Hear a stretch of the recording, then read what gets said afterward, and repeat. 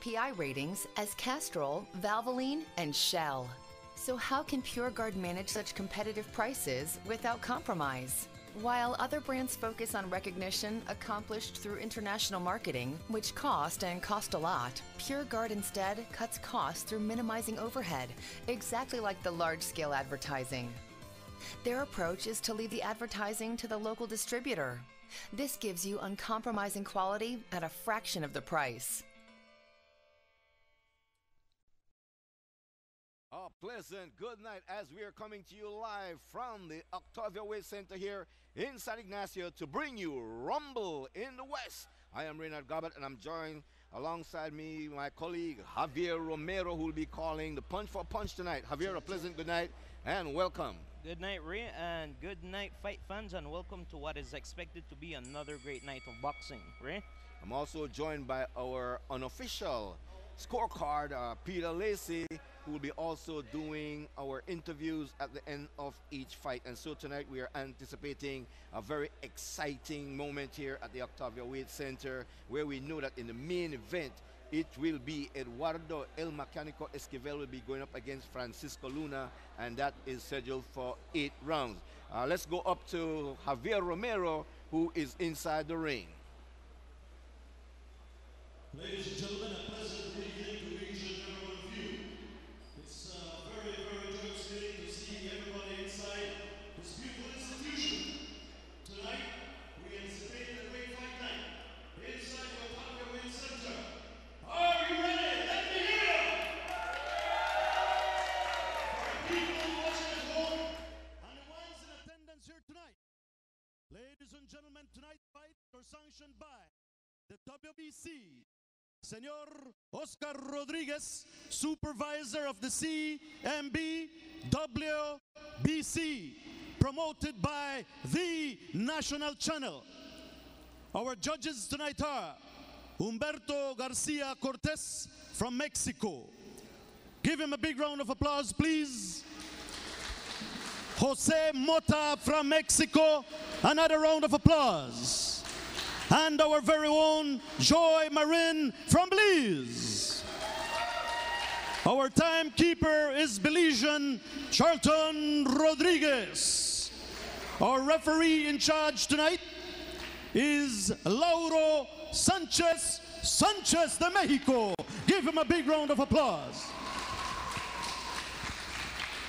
And now, ladies and gentlemen, tonight we have our first exhibition fight, which is a 3-round fight in the amateur division. Ladies and gentlemen, this young man has 2 fights, 0 wins and 2 losses. His name, and the fighting out of Belize, from my left, give him a big round of applause, Dion Gongora. And he's challenged the young man on my right, fighting out of Guatemala with 7 fights, 6 wins and 1 loss. Give him a big round of applause, Luis Recinos, our referee in charge. And there, the first amateur fight for tonight. Dion Gongora of Belize will be going up against Luis Recinos in a 3-round bout. Javier? And we are about to commence tonight's first bout. It is an amateur fight in the featherweight division between Dion Gongora, weighing it at 123.5 pounds, against Luis Recinos from Guatemala, weighing in at 121.5. Luis Recinos is wearing black trunks with red trim against Dion Gongora with the blue gloves with green trunks and white trim. And tonight, Rumble in the West is being brought to you by Central TV and Internet. Belize Bank, our country, your bank. And we're about to start the first round. Both fighters meet in the center of the ring. A very interesting first exchange between Gongora and Recinos. Both fighters have had their moments here in the opening first round, as Gongora tries to fight off the ropes, but Recinos continuously applying the pressure on Gongora. And there's a wild miss from Recinos And what I noticed about Racino Xavier is he's setting up Gongora with that left jab, and then he tried to come over with that right power punch. And as you said that, Ray, Racinos was able to connect, but grazingly with an overhand right. But there is an overhand right in response from Gongora. But he is countered by Racinos. A very good exchange here in the center of the ring. Both fighters having their moments. But Racinos seems to be the more aggressive of the two. But Gongora handling his own. As there's a change in pace, but again they exchange in the center of the ring. With both fighters having their moments, showing combinations. Racino's packing some very powerful jabs. And there's a nice exchange by both fighters. Gongora going to the body. So a lot of energy has been expended here in the first. As Racinos has Gongora backpedaling a bit. As he switches stance to southpaw. So that's a very interesting approach from Racinos. And so far it seems Racino is dominating the first round of this fight, and Gongora will need to step up his game as we progress. It's only 3 rounds, and so he don't have enough time to relax. Both fighters having their moments here in the first round. Going to the body and to the head is Racinos. Let's see if Gongora can respond. As Racinos is showing some wild overhand lefts. And that is a good punch to the body by Gongora. Racino's coming back with that right hook. So Gongora has had his best work to the body here in the first round. Racinos, however, has been the more effective of the two here in the first. Round number 1 of 3 in the amateur category, and you're looking at David Gongora, who's fighting out of Belize, and Luis Racinos fighting out of Guatemala. And that is the end of the first round.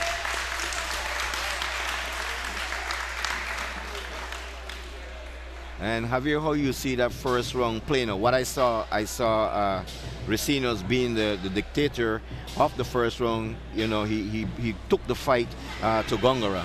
Yes, I agree with you, Ray, in which Racinos was the more effective boxer here in the first.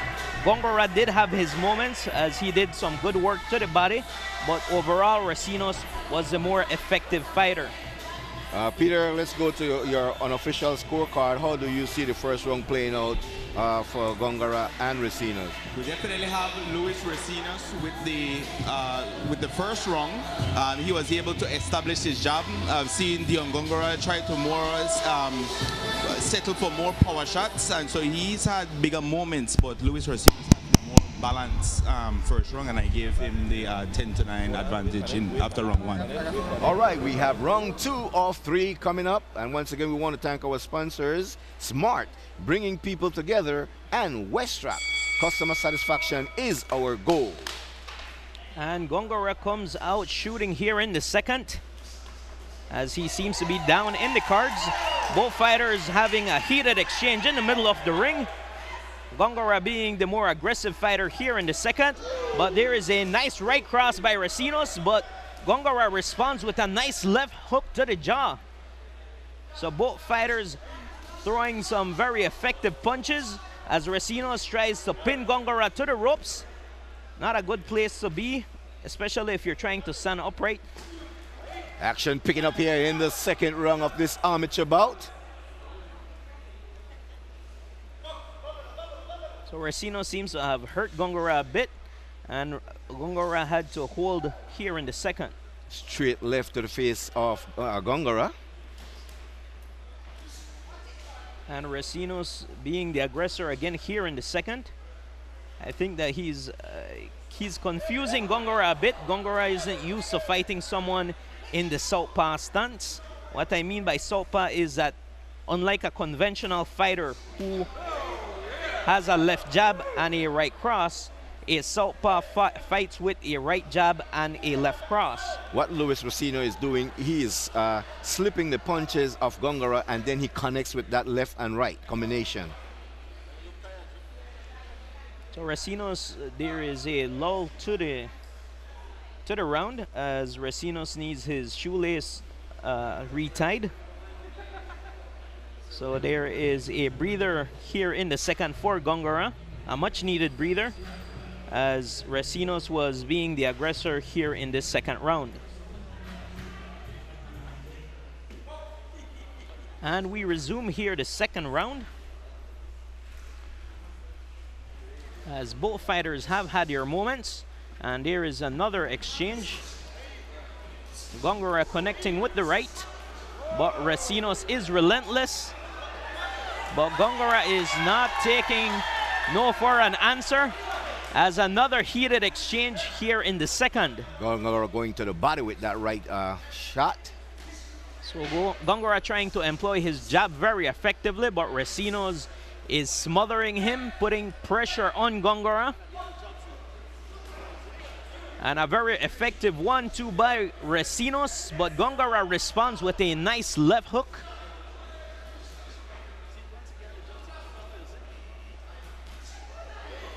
And both of them connect. Gongora seems hurt by Racino's, but Gongora is relentless as he throws shots both to the body and to the head of Racino's, backing him up. But Racino's still comes on here in the second. Gongora making a fight in the second round, and Peter, how do you see that round playing out for Gongora? Yes, Gongora is still loading up for these power punches, but I feel that Racino's has been able to establish his jab and had a constant attack throughout the round, and I gave Luis Racino's with the second round as well. How do you have that one playing out, Javier? I scored it a draw, as Gongora was able to come on more in the latter part of the second round. So a more effective round for Gongora. Racino's had his moments as well, but given that Gongora came on in the latter part of the round, I found it to be a draw. But I still have the fight in favor of Racino's. So yes, my scorecard is 20-19. All right, and I agree with you that Dion Gongora did make a fight in the latter part of the second round. He brought it to Racino's, but Racino's stood to his combination of punches, and so that sets up for a very third and final round of this amateur bout. The next fight coming up in the professional category will be Neri Vega going up against Bruno Perez, and that will be a 4-rounder. And we start the third and final round of our opening bout. It is an amateur fight in the 126 limit division, which is a featherweight, between Belizean Dion Gongora versus Luis Racino's. Racino's has been the more effective fighter as he connects with a right cross, and he has Gongora hurt. Gongora trying to hold on for dear life. And the referee is giving him a standing 8 count since this is an amateur fight that is allowed. Gongora seemed hurt by that big right cross from Racino's. And Racino's packed some serious punch, Javier. And Gongora going on desperation mode as he knows that he is losing this fight. Racino seems to have emptied the tank a bit here in the third, trying to get that knockout, giving Gongora a bit of a breather. Gongora still coming on. He knows he's behind in the scorecards.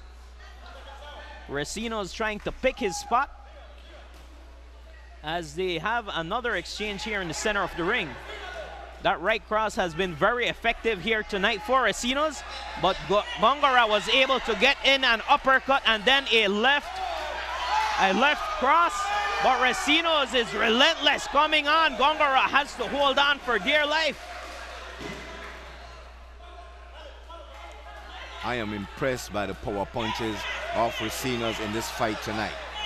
But Gongora has heart as he came back with that big right cross against Racino's. So Gongora is keeping at it, not giving up. He has the heart of a fighter, but Recinos is just too much for him here tonight. All guts is Gongora. A big left cross by Recinos. He wobbles Gongora, stopping him right in his tracks. It is a great opening fight here tonight from the Octavia Weight Center. Both fighters seems to be fatigued in this third round. But both fighters are relentless. They have the heart. And the ref is giving Gongora another standing 8 count. Gongora will need a knockout here in the third if he wants to win the fight. Both fighters have given it their all here in the third. Gongora coming back with that big uppercut. But Racino is just too skilled for him.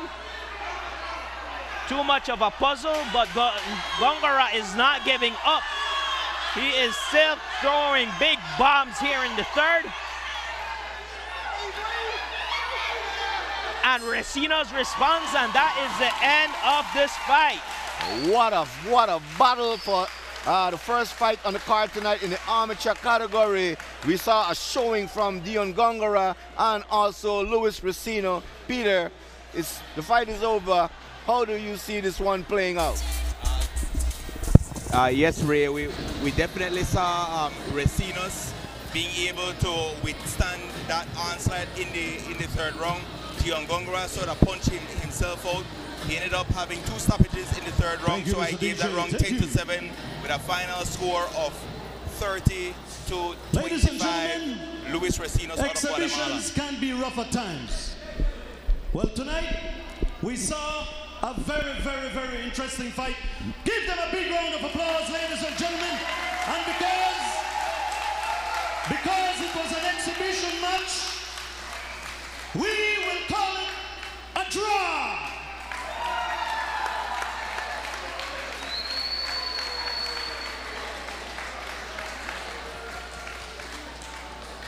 So there we have it, Javier, a draw called by the referee, and we're in agreement with that. Well, it's an amateur fight, so we can't argue against the result. Both fighters are still learning their craft.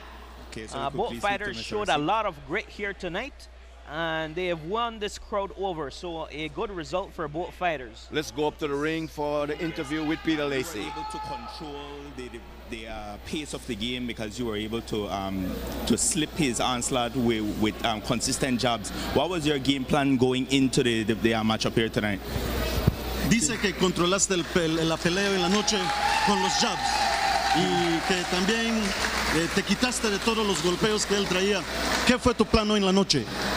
Solo llegar a dominarlo, experimentarlo en el primer round y solo estudiarlo para no dejarme golpear de sus golpes, porque el golpe que tiraba era seguro y yo tenía que ver cómo me los quitaba y tenía que trabajar más en esos tiros, y por eso es que casi no me acertaba y solo estuve punteando. He said from the very first round, he actually came to win this fight and at the same time to study the fighter. And even though the guy was aggressing him, he had to fight him so that he could dominate the fight right through. So you felt if this had gone more rounds, you felt you would have had the stamina as well? Por supuesto, si iba a haber más rounds, ¿crees que tuvieras la estamina para seguir peleando y ganar la pelea? Tenía que empezar despacio, pero como yo ya sabía que iba pactado a 3 rounds, yo solo estaba tanteando mi tiempo para ir tirando más rápido y aguantar la pelea. He said that if it would have been more rounds, he would have known and he would not have started the fight as fast. Therefore, from the very first round, he came to feel him out, but at the same time to fight him at a very fast pace. Okay, thank you very much. Luis Racino from Guatemala, everybody.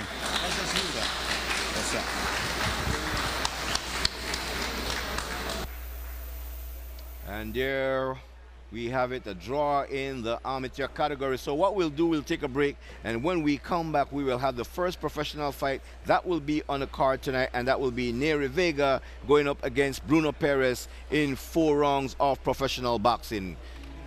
We'll be right back.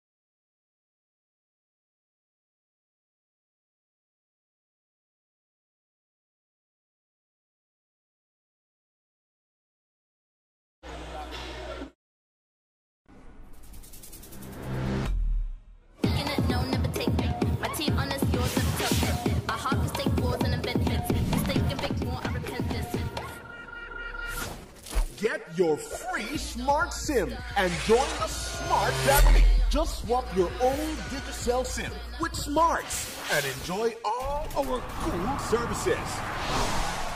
I'm a big star, I'm a big star, I'm a big star, I'm a big star, I'm a big star, I'm a big Smart, bringing people together.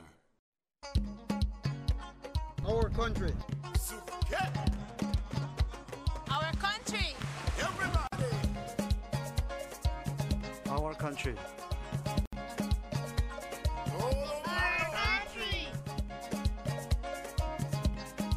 Our country. Our country. Our country. The Belize Bank Limited. Our country, your bank. You can't fix that. Have fun walking home. Have fun walking home.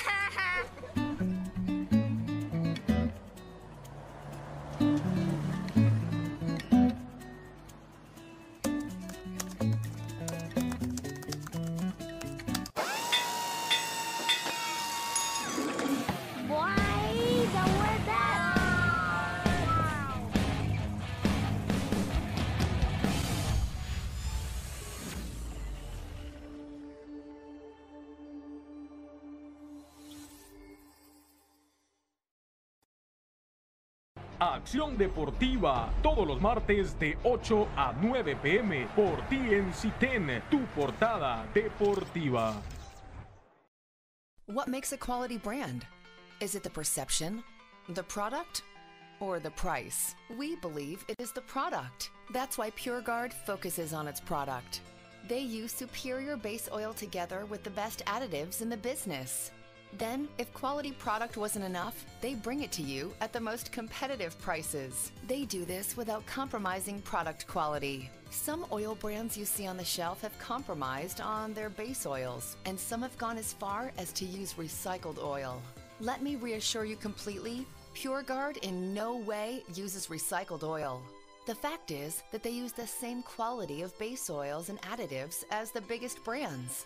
That's why they have the same API ratings as Castrol, Valvoline, and Shell.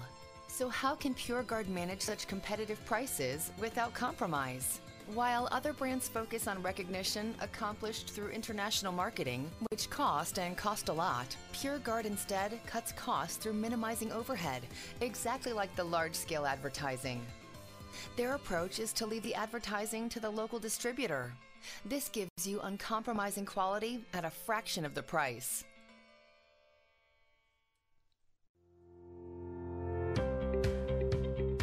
Follow the National Channel Facebook fan page and be the first to get all your sports updates. Watch your favorite team play live from the comforts of your home. You can also stream all our live events with our watch video button, all in high definition.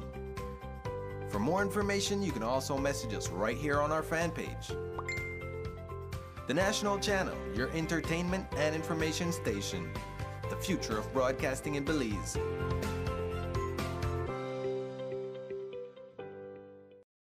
Rumble in the West as we are getting ready for our first professional fight on the card tonight.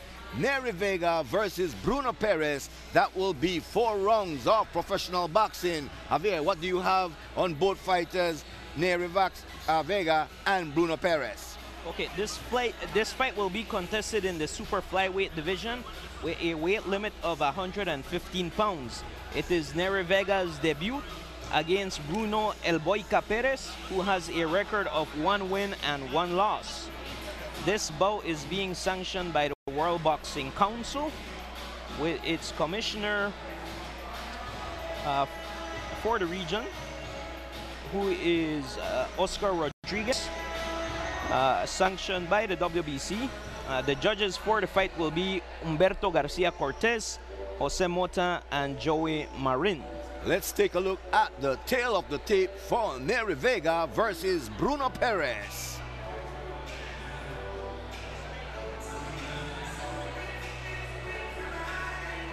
So both fighters coming into tonight's fight ready, prepared. They have trained hard for tonight's event here.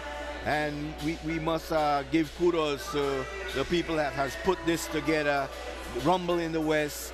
Doesn't get better than this. And remember, the main event tonight will be Eduardo El Mecanico Esquivel. He'll be going up against Francisco Luna, and that will be 8 rounds of main event boxing. Once again, we want to thank our sponsors that is making tonight live broadcast a possibility.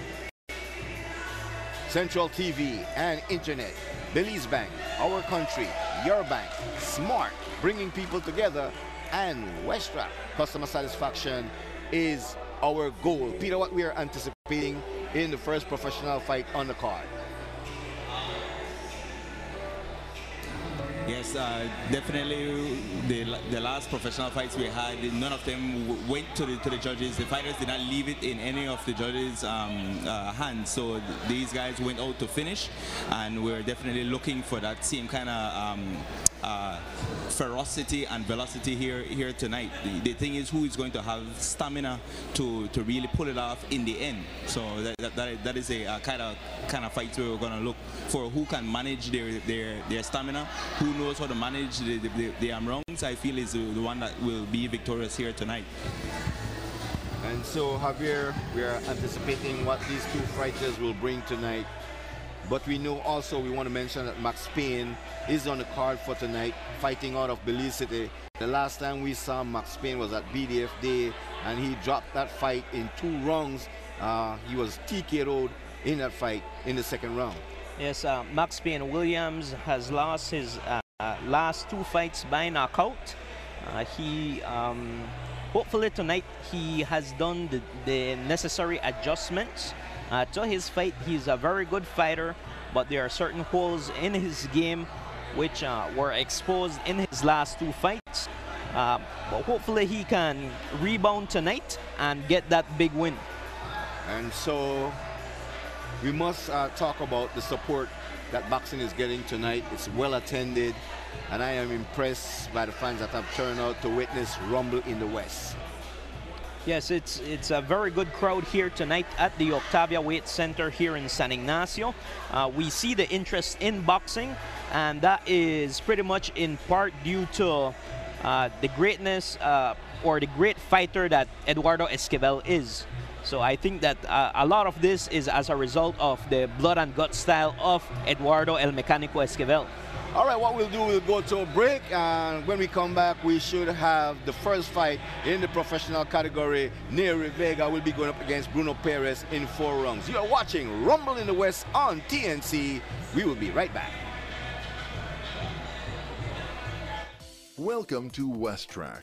Our employees are working hard every day to ensure you get the right product at the perfect price. Westrack prides itself in carrying the best brands that will be sure to provide the quality you deserve. We're here for all your agricultural, automotive, and industrial needs. With 4 locations throughout the country and an extensive line of vehicle parts, car care products, and lubricants, we are sure we'll have exactly what you need. For even faster service, you can now contact us through Facebook, WhatsApp, or email, and our phones will still be available as always. To receive the latest updates on Westrack events, promotions, and community involvement, please follow us on Facebook. We look forward to seeing you come through our doors, and we'll be ready to ensure that you leave happy. Customer satisfaction is our goal.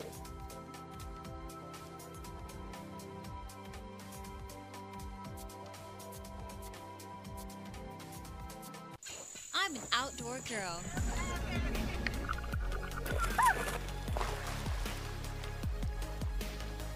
And sometimes, I'm an indoor girl. Central TV and Internet gives me peace of mind. And that's something I think we all could use a little more of. I need a service that can keep up with my busy lifestyle and is fast enough to keep me moving forward. My life is full of changes, but change is good. I might not know what's coming tomorrow, but I'm blessed to have what I have today. And that's exactly why I keep it central.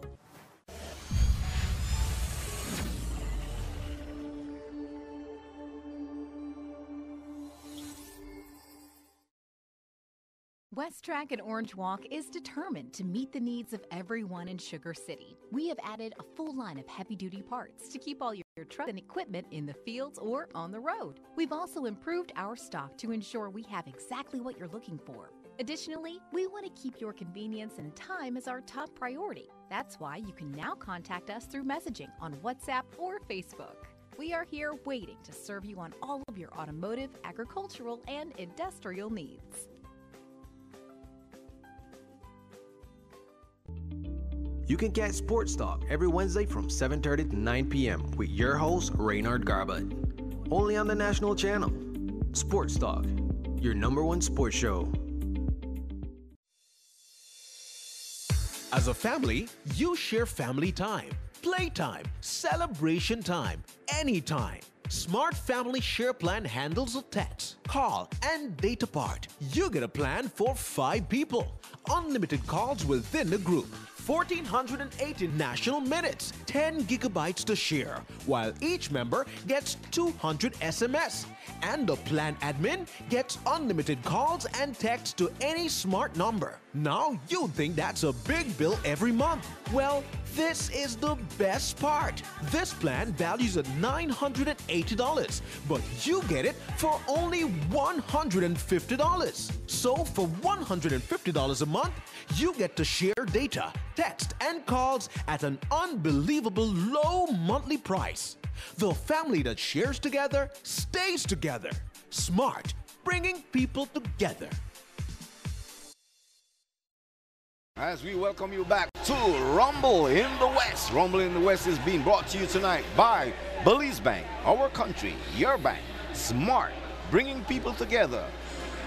West Track, customer satisfaction is our goal. And Central TV and Internet. I am Raymond Garbutt, and I'm joined in the broadcast booth by our punch-by-punch commentator, Javier Romero. Welcome back. It has been a good fight card so far. In the opening bout, we have had Dion Gongora going up against Luis Recinos. It was an amateur bout. Both fighters had their moments in the fight. Dion Gongora was knocked down twice. But since it's an amateur fight, it was declared a draw. But nonetheless, it was a very interesting and a very good and action-packed bout. Yeah, and I see a future in Dion Gongora under the right coaching, and if he could get under the training of Assad Martinez, I think that Assad Martinez can mold Dion Gongora into being a very good fighter here in the country of Belize. Yes, it was a very good lesson here tonight for Dion Gongora. I think it was the first southpaw he fought, and it's always a difficult situation fighting southpaws. But what we saw from Gongora is that he has a huge heart. He has the heart of a fighter, and he has a future in the fight game. What we saw from the Guatemalan in the first fight, Luis Recinos, is this kid have very good defense, and he have very powerful left and right jab, and he used them effectively. Yes, he's a very good technical fighter. He used all of his tool set very effectively, as he was able to be the aggressor in the fight. And so as we await the fighters to enter into the ring here at the Octavia Waight Center in San Ignacio, we want to say thank you out there in television land for joining us with this live coverage of Rumble in the West. What we'll do, we'll go to a break, and then when we come back, we hope that both fighters will be inside the ring tonight. You're watching Rumble in the West on TNC. We'll be right back.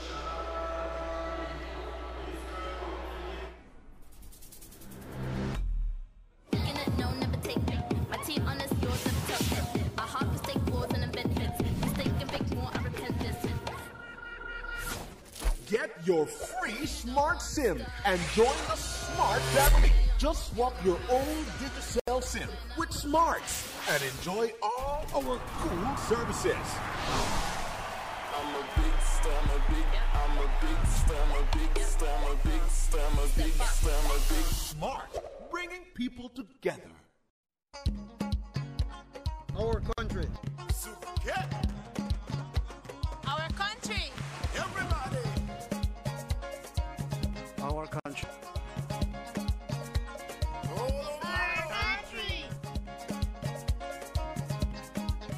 country. Our country.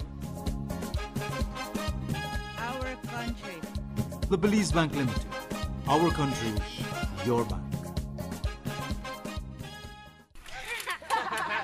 You can't fix that. Have fun walking home. Have fun walking home.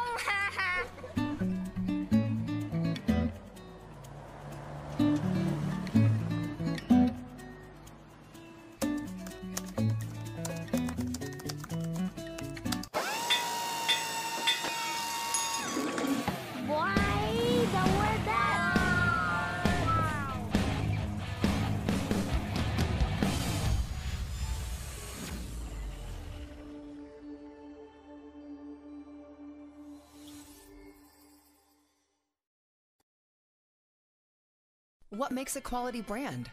Is it the perception, the product, or the price? We believe it is the product. That's why PureGuard focuses on its product. They use superior base oil together with the best additives in the business. Then, if quality product wasn't enough, they bring it to you at the most competitive prices. They do this without compromising product quality. Some oil brands you see on the shelf have compromised on their base oils, and some have gone as far as to use recycled oil. Let me reassure you completely, PureGuard in no way uses recycled oil. The fact is that they use the same quality of base oils and additives as the biggest brands. That's why they have the same API ratings as Castrol, Valvoline, and Shell. So how can PureGuard manage such competitive prices without compromise? While other brands focus on recognition accomplished through international marketing, which cost a lot, PureGuard instead cuts costs through minimizing overhead, exactly like the large-scale advertising. Their approach is to leave the advertising to the local distributor. This gives you uncompromising quality at a fraction of the price. Acción Deportiva, todos los martes de 8 a 9 p.m. por TNC 10, tu portada deportiva. Follow the National Channel Facebook fan page and be first to get all your sports updates. Watch your favorite team play live from the comforts of your home. You can also stream all our live events with our watch video button, all in high definition. For more information, you can also message us right here on our fan page. The National Channel, your entertainment and information station. The future of broadcasting in Belize.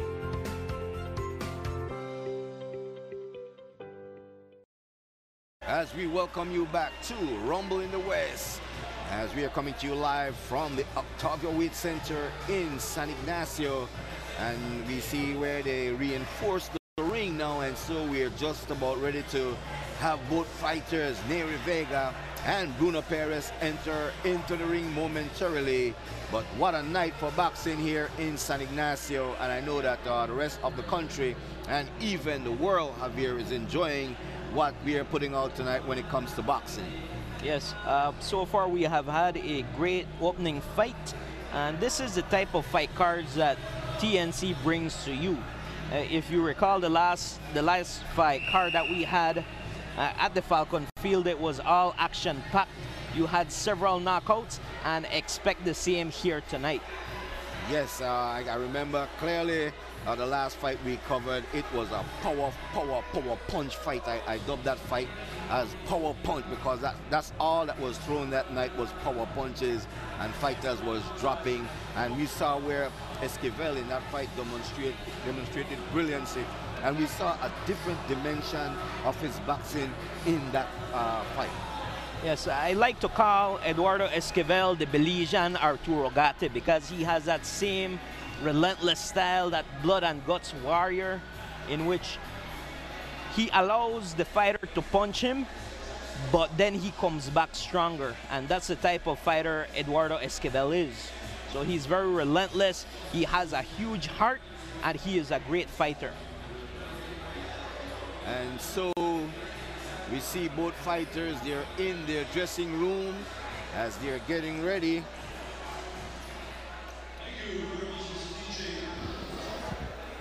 As we take...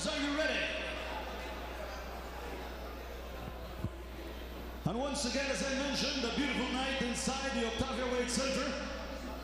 One lovely, lovely, lovely evening, a beautiful Saturday night.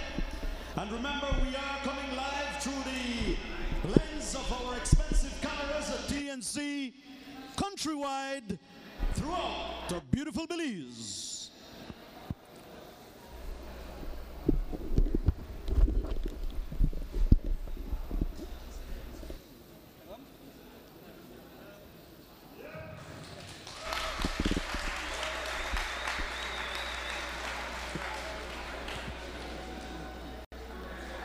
The Guatemalan Neri Vega has entered the ring. This super flyweight division. So this fight will be contested in the super flyweight division with a weight limit of 115 pounds. The kingpin for this division is Shriset Sorongbisai. We last saw him on the Super Fly 2 card on HBO, in which he fought a very good fight against Mexican El Gallito Estrada. So this is a very loaded division. They're small in height, but they are big in heart. Yes, definitely size does not matter when it comes to boxing. When we know with these smaller weight classes that you're going to have a high volume contest where both fighters are definitely want to establish dominance, and we know from seeing Mexicans fight, they leave it all in the ring. So let's see if our Belizean fighter Neri Vega can definitely withstand the early onslaught from Bruno Perez. On his professional debut out of Guatemala, weighing 51.8 kilos, give him a big round of applause, Neri Vega.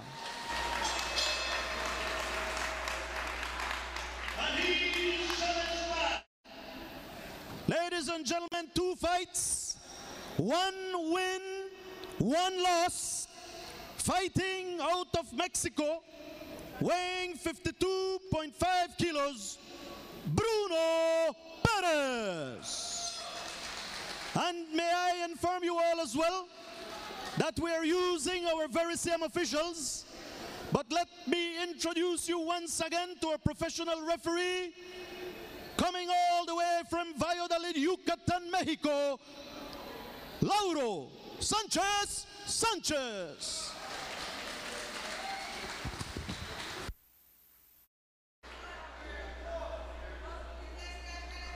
My correction now, Neri Vega is from Guatemala.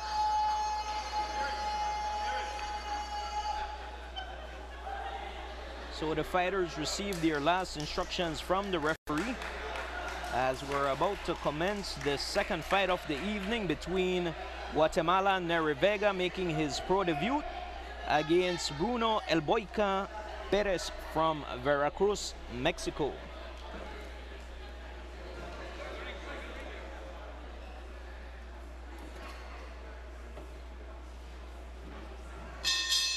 And here we go. Round 1 in this super flyweight fight. It's Perez with the black trunks with red and green trim against Neri Vega wearing the blue trunks and white trim. All right, so we're seeing the Mexican fighting in an orthodox stance. So both fighters are conventional, as El Boica Perez having the better of the exchange here in the first. Both fighters measuring each other out, and there is a nice right counter by El Boica Perez on the jaw of Neri Vega. Do you feel the orthodox fighter is more better at countering punches than the southpaw Javier? Well, the southpaw is at an advantage because he's used to fighting the conventional fighter. But it all depends on your footwork. Okay. So if you have the proper footwork, then you're the one that's going to be able to counter the best. Okay. We're seeing both fighters kind of waiting on their counterpart to land that counter hook. So we're seeing the Guatemalan definitely walk up into into one of those counter punches just a while ago. So it's obvious that Perez is the more seasoned fighter, as he has had 2 fights, while Vega is doing his professional debut. Both fighters have had their moments here in the first round. Perez landing the more effective punches, but Vega is still holding his own. Yes, Vega does not look nervous at all. He does not look like this is his first rodeo at all. And he definitely he didn't slip that power shot just a while ago, but he landed 2 of his own. So we have to see if Vega will be able to withstand punches to try and land a combination of his own. So Vega landed a good right cross on the chin of Perez, backing him up. There hasn't been much action here in the first round, as both fighters have taken the round to study each other, trying to learn each other's movements. Well, we have 20 seconds left, so definitely in a close round, let's see who can finish strong. As you see, Perez having Vega on the run, it looked more of a slip. The round is not finished. So Vega confused the sound of the whistle to the sound of the bell. So a bit of confusion here in the first round. Perez could have taken advantage of it. Yes, that is the inexperience of Nere Vega, that being his first, this being his first professional fight. So definitely you don't have a lot of action in the first round because both fighters are counter punchers, but Bruno Perez was able to land more shots and control most of the round, and I gave Bruno Perez out of Mexico a 10-9 advantage after 1. Yes, Perez was the more effective fighter here in the first. It was a pretty even round. Vega has had his moments in the round, but it was ultimately Perez that was the more effective fighter here in the first. We're about to start the second round. It's the second round of 4 in this super flyweight bout. Both of these fighters look like they have a game plan in terms of managing their stamina. They don't seem that they are going to try and punch themselves out. Yes, but this 4-round fight, although it's not a long bout, but conditioning still comes into play. So it's 12 minutes of fighting, and Vega employing some good tactics, more veteran tactics, holding Perez as Perez comes closer, so that Perez has to reposition himself in order to land punches.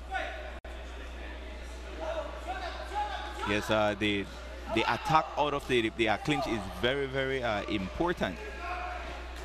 You see both fighters trying to go to the body, trying to establish that inside game. And both fighters throw some big bombs here in the second, as Vega is able to land a big punch on the jaw of Perez. Again, Perez is a Mexican fighter fighting out of Veracruz, Mexico, against the Guatemalan Nere Vega.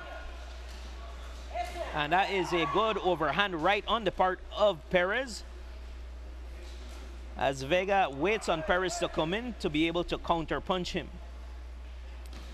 And another lead right by Perez, as he is able to graze the jaw of Nere Vega.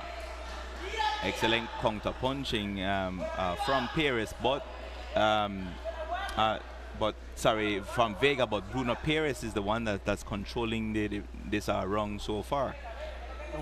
Perez has shown better ring generalship here in the second round, as he is edging Perez here in the second. And when you're a judge and you're seeing the fighter walking down his opponent, that definitely bodes well for when it comes to the scoring. And we are seeing that Perez is walking down Vega, and he's being the aggressor in this round. That's what counts the most when it comes to judging a fight, is ring generalship and effective aggressive punching. And usually it's the offensive fighter that gets the benefit of the doubt from the judges. So we're definitely seeing Vega, who seems to be losing this round as well. He's definitely going to need to be patient in terms of trying to get a knockdown as well. But his he's not being able to counter anything because all of the attack is coming from Perez. Perez has been able to land some very good punches as he is trying to pin Vega to the corner, throwing some haymakers both left and right, beating Vega from pillar to post as he ends this second round. A good second round for Bruno El Boyca Perez, as he was able to land some very good punches in the latter part of the round. Yes, Bruno Perez was the aggressor in round number 2. Is there a stoppage? So it seems as if though trainer Asad Martinez is giving some instructions to the referee. I'm not sure if they're signaling that they want to stop the fight. And it seems, and yes, that is correct. Trainer Asad Martinez has called the fight. It is a technical knockout in favor of the Mexican Bruno El Boyca Perez, as Neri Vega is unable to answer the bell to go into the third round. So it's a second round knockout in favor of Bruno Perez, who improves his record to 2 wins with 1 loss. Bruno Perez coming out being the aggressor in the fight, took the fight to young Neri Vega, and Neri just couldn't answer the bell for the the second round, Javier? It was the end of the second round, so it's recorded as a knockout as at the second round. So he was unable to come out for the third round. I think it's the relentless pressure on the part of Perez that did the work, and eventually Neri Vega folded and was unable to answer the call. And we have our Peter Lacey is up inside the ring, and momentarily he'll be getting an interview with Bruno Perez, who wins by TKO here tonight to improve. Let's get the fighters to the center of the ring. As we get ready for the fighters to get to the center of the ring, I must remind you that again, it's a beautiful Saturday night inside the Octavia Waight Center. For the people that come anywhere out of San Ignacio town, we would like to welcome you to the most beautiful town of Belize. As we await our fighter, ladies and gentlemen, winner by KO, technical KO, I'm sorry, in the second round, Bruno Perez, fighting out of Mexico. Go up to P. Lacey, the ring for an interview with the winner. Yes, we are now joined with Bruno Perez. We saw that in the first round, both of you were trying to wait on each other to counter. So how are you? What was your game plan coming into the fight here tonight? Bruno, nos fijamos que en el primer round los dos estaban esperando para el contraataque. ¿Qué fue tu plan hoy en la noche para que ganes esta pelea? Pues primero que nada le doy gracias a Dios, ¿no? Y el apoyo que nos está dando Rocainol. Pues el esfuerzo que aquí mi entrenador siempre motivándonos para salir adelante. Y eso fue lo que me motivó a echarle ganas. He says, first of all, thanks to God. And he also just places all the success to the trainer that motivates him all the time. Yes, definitely congratulations to you, Bruno Perez, for the stoppage, and we look forward to seeing you here in Belize again. Esperamos que regreses a Belize y también te felicitamos por una pelea bien hecha, Bruno. Yes, Bruno Perez from Mexico, everybody. Quiero mandarle un saludo a todos los que nos apoyan, a Rocainol, toda nuestra gente de Cardel y a mi gente de Chiapas. Un saludo. He says he would like to send his regards and requests and well wishes and of course for the support from the people of Chiapas. ¿Y qué otro lugar? Ciudad Cartel, Veracruz. Ciudad Cartel, Veracruz. Sí. All right, so definitely thank you, and we'll send it back over to Reynard and Javier. And Bruno Perez picking up yet another victory here, this time in the country of Belize. The second professional fight on the card tonight will be Francisco Medina going up against Jose Lazaro, and that also will be 4 rounds. Javier.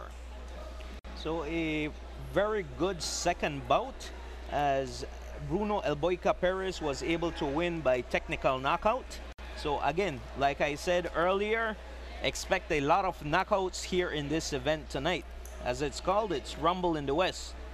All right, what we'll do, we'll go to a break, and then when we come back, we will be looking at fight number 2 on the professional card.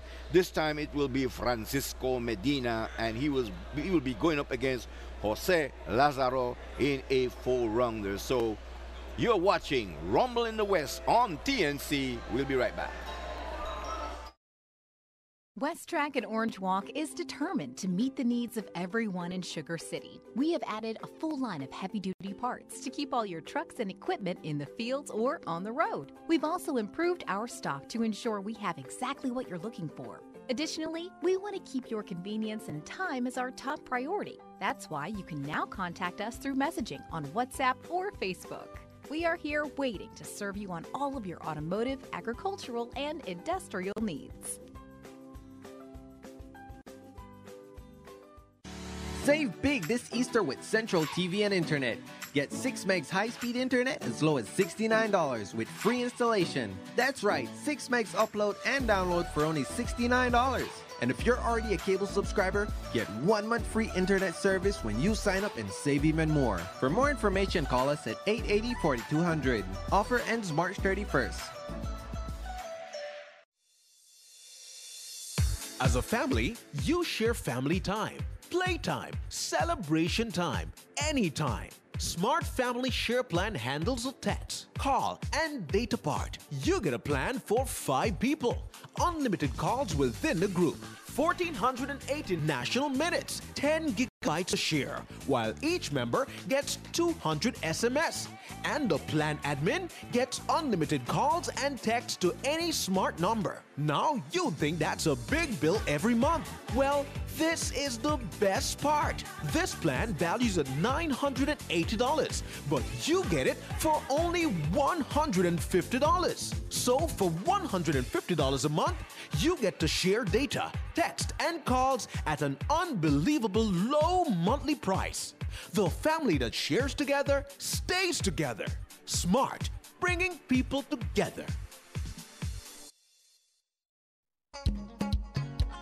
Our country. Our country. Everybody. Our country.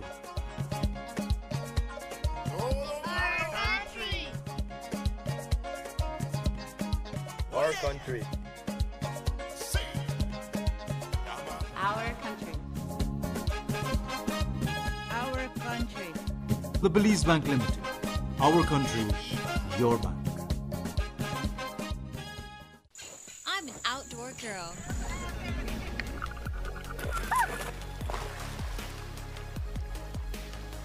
And sometimes, I'm an indoor girl.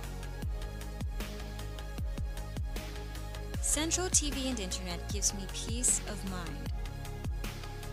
And that's something I think we all could use a little more of. I need a service that can keep up with my busy lifestyle and is fast enough to keep me moving forward. My life is full of changes, but change is good. I might not know what's coming tomorrow, but I'm blessed to have what I have today. And that's exactly why I keep it central.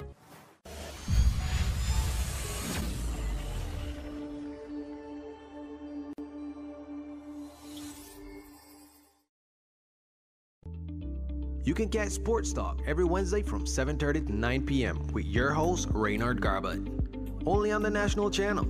Sports Talk, your #1 sports show.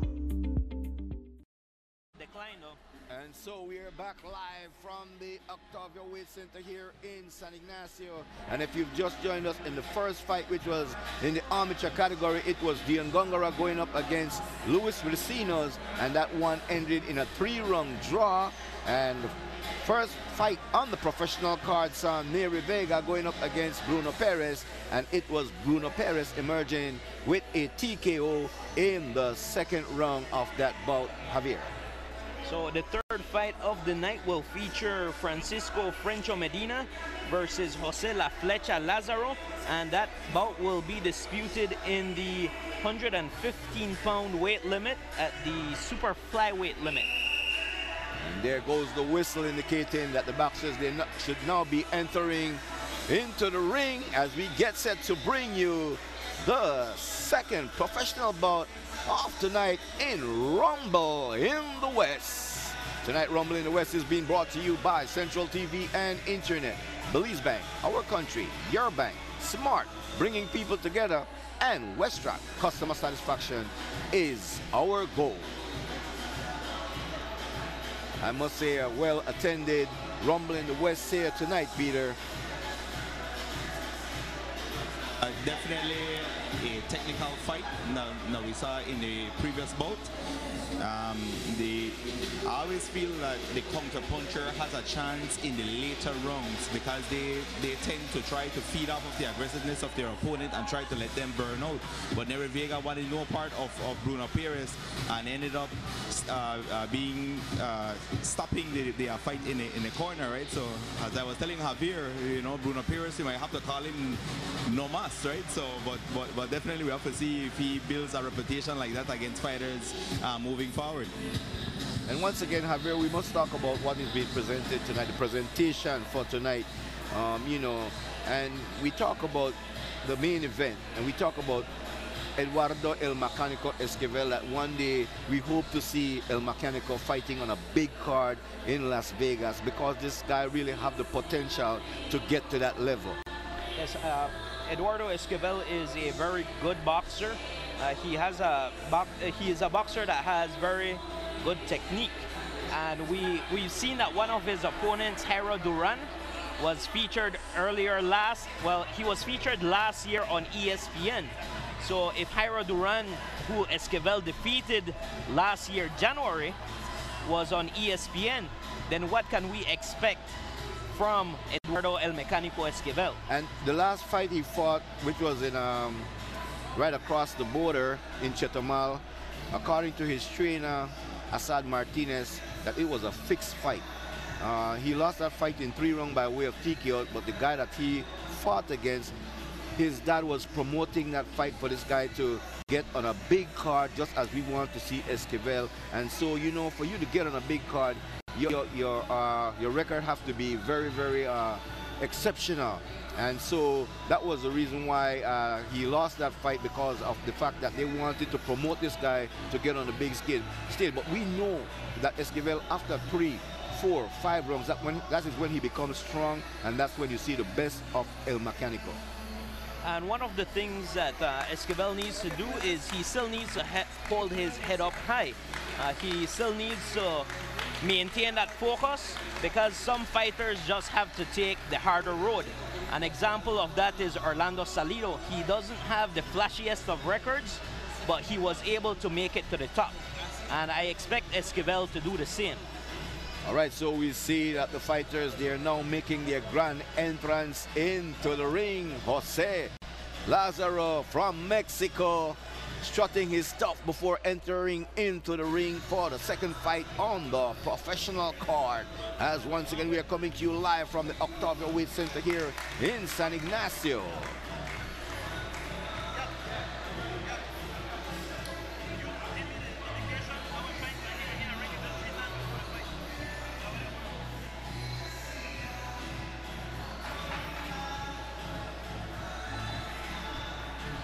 Momentarily, we will be seeing Francisco Medina making his grand entrance into the ring tonight. And here comes Francisco Medina, dressed in orange and black, led there by Assad Martinez.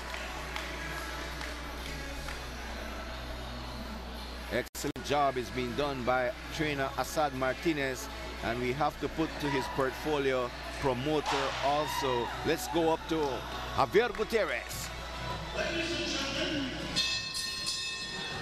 As we call upon our second professional bout of the evening. In orange with black stripes, weighing 48.2 kilos, 2 fights, 1 win, 1 loss. Fighting out of Guatemala, Fernando Medina. And his challenger is to my right, in blue shirts, silver and with red trimmings, 52.1 kilos, 2 fights, 1 win and 1 loss. Fighting out of Mexico, Jose Lazaro.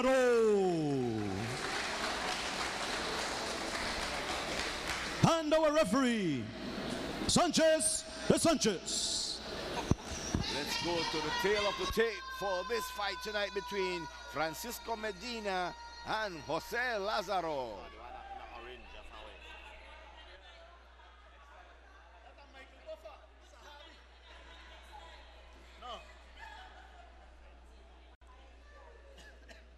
As the referee give them their warning, both fighters going back to their respective corner. And here is Javier Romero with the punch-by-punch call. And we're about to start number 1 as the referee Lauro Sanchez gives the judges his final instructions. And here we go. It's Lazaro against Medina. Medina in the orange with black trim versus Lazaro in the blue with silver and red trunks. So a very good opening exchange as Lazaro gets the better of it. Lazaro working the body of Medina. And there is a good counter left hook from Medina. So both fighters have had their moments here in the opening first minute of the bout.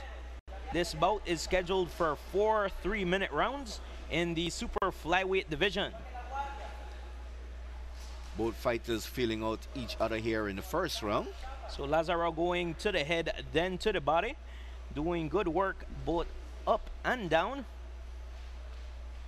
The first round is usually a round in which the fighters study each other, but not much studying going on here in the first as the exchange combinations. Lazaro being the more effective of the two here in the first, but Medina is keeping at it.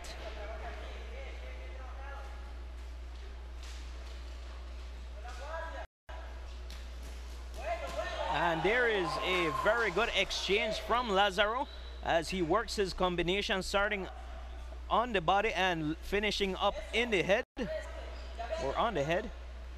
Lazaro putting that left jab into the body of Medina.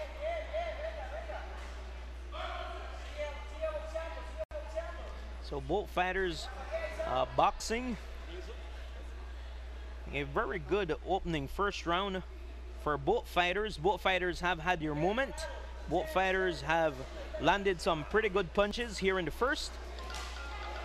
And a very good exchange. Neither fighter backing up. So it's Medina versus Lazaro here in the first. Lazaro trying to set up Medina with the left jab and then come with that powerful right punch. So Medina initiates the exchange, pinning Lazaro to the ropes. He seems to have hurt Lazaro a bit. And there is a good, very effective left hook on the part of Lazaro on the jaw of Medina. But Medina nonetheless is coming forward. He just misses with that big right cross. But Lazaro is not phased. 10 seconds remaining in the round. Round 1 of 4. And the round finishes with a flurry for Lazaro. He missed most of the punches, but was able to land a nice grazing left hook. As we go to Peter Lacey with our unofficial scorecard, how do you have the first round playing out? Definitely it was a high-octane offense from both fighters, but Jose Lazaro, also known as La Fecha out of Mexico, he was able to land some beautiful 1-2 and sometimes 1-2-3 combinations to the body and up to the top. To me, he had the more effective round, but Francisco Medina has definitely had his moments, like Javier said, and I have awarded Jose Lazaro with the unofficial 10-9 score after one. Javier, Jose Lazaro came out spanking in the first couple minutes of the first round, but Medina regained his composure and he made a fight of the first round. How you saw that one playing out? I saw the round in favor of the Mexican Lazaro. Medina did have his moments, however. What Medina needs to do is he needs to be able to counter Lazaro, expect him set some traps, use his footwork, and I think that he will have better results by doing that. All right, round 2 of 4. Lazaro displaying good lateral movement as he is able to move in and out, staying in and out of range as he tries to land his effective punches. Both fighters here in the middle of the ring here in the second. They are measuring each other out as it's Lazaro that throws the first 2 punches. Medina being very cautious. Medina needs to improve a bit his head movement as he remains a stationary target. So he's right in front of Lazaro, which is a very dangerous proposition. He needs to use his hips a bit more and a little bit more of leg work. As Lazaro is trying to set up Medina.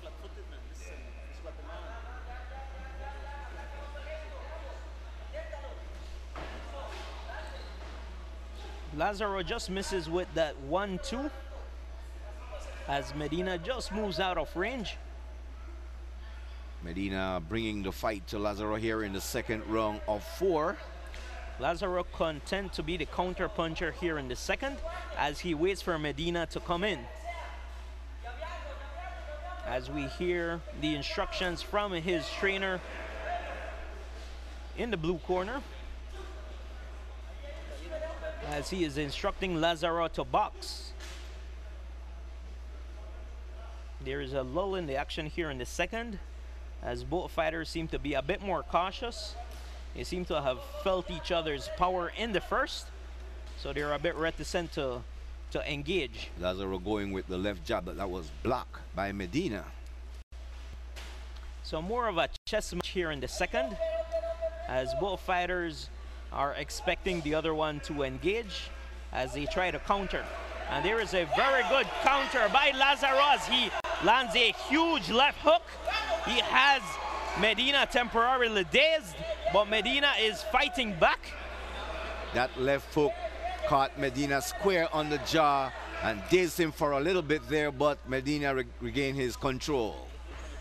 So Medina seems to have a very good chin as he is able to withstand that onslaught by Lazaro. Lazaro, the more effective boxer here in the second, as he again engages Medina, and he is able to win that exchange to end the second round. But what an exciting second round for Jose Lazaro as he brought the second round to Francisco Medina. Peter, how do you have the second round playing out unofficially? I definitely saw Jose Lazaro taking a round off. He tried to win the round in the final minute, but I felt that Francisco Medina was able to maintain his composure and ended up taking round 2. I have it 10-9 for Medina in round 2 and 19-19 after 2. Lazaro, Javier dominating that second round with flurries of left and right punches. One of the right punches caught Medina squarely on the jaw and dazed him for a bit. It was a pretty even round up until the last moments of the second, as it was Lazaro that was able to land the more effective punches and pulling out the second round. Round 3 of 4. So it's Lazaro from Mexico versus Medina from Guatemala. Lazaro in the blue trunks with silver and red trim against Medina in the metallic orange and black trim trunks.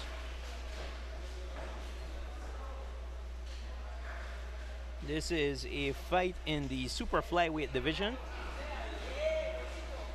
Both fighters coming into this bout with a record of 1 win and 1 loss. And all bout tonight is being sanctioned by WBC, the World Boxing Council.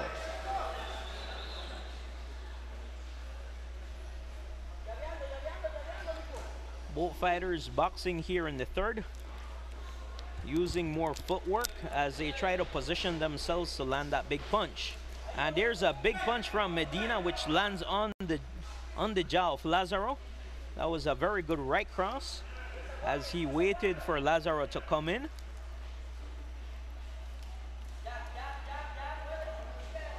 We hear the instructions from the corner of Lazaro that is instructing him to use more lateral movement and to use his jab. So a very good observation from the corner.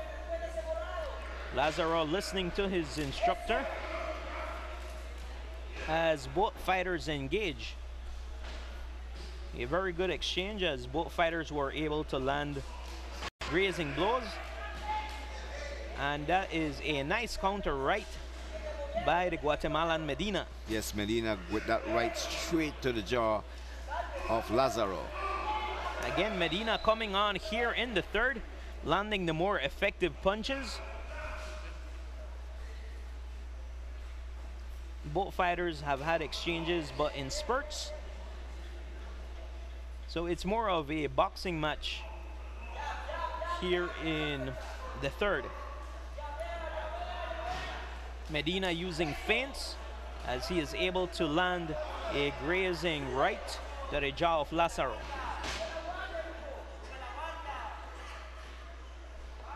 Medina being the more effective fighter here in the third as he is applying pressure to Lazaro, backing up Lazaro.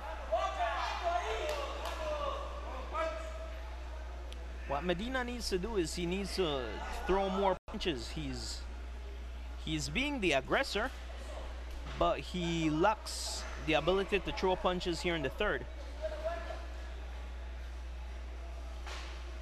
He's trying to set up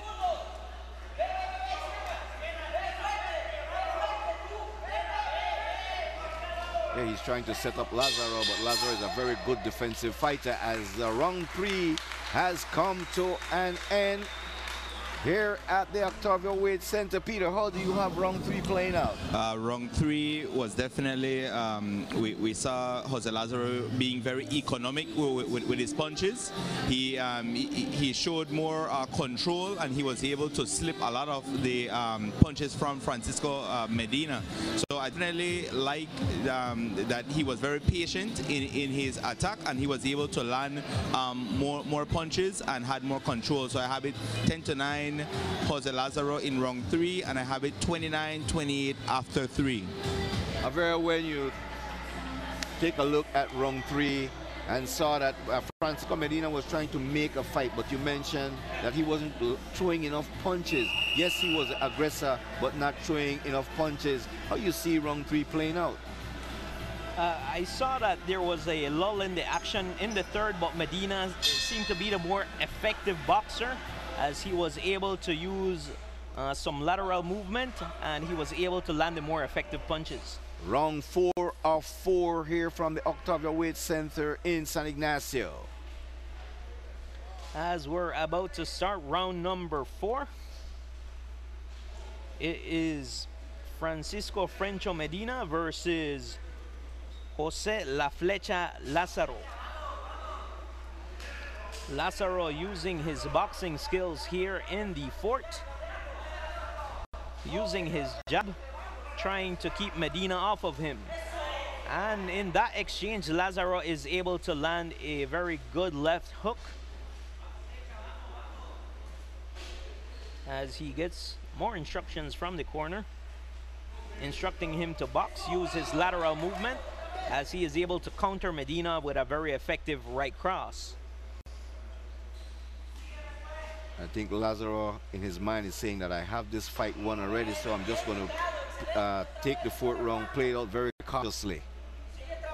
Medina trying to land that big right, but Lazaro is able to use very good footwork and rolling. That was a straight left to the jaw of Medina that sent him backwards. So Lazaro is posing to be the counter puncher here tonight, as he counters Medina with a left hook. He seems to have hurt Medina here in the 4th. So a very good exchange, but Lazaro getting the better of it. But Medina is relentless, as he seems to be unfazed and coming forward. Medina with a laser-like focus, looking to land that big punch here in the 4th, but he barely misses, as Lazaro is able to get out of range. Like I mentioned, Lazaro is a very good defensive fighter. So yes, I agree with you, Ray. Lazaro has shown very good defensive skills here tonight, as he has been able to get in and out of range. He has been able to slip punches and land some very effective counter punches. But Medina lands a big right cross the jaw of Lazaro. But Lazaro with that left jab kept Medina at bay, as Medina was coming up to land some more punches. Lazaro content with counter punching Medina.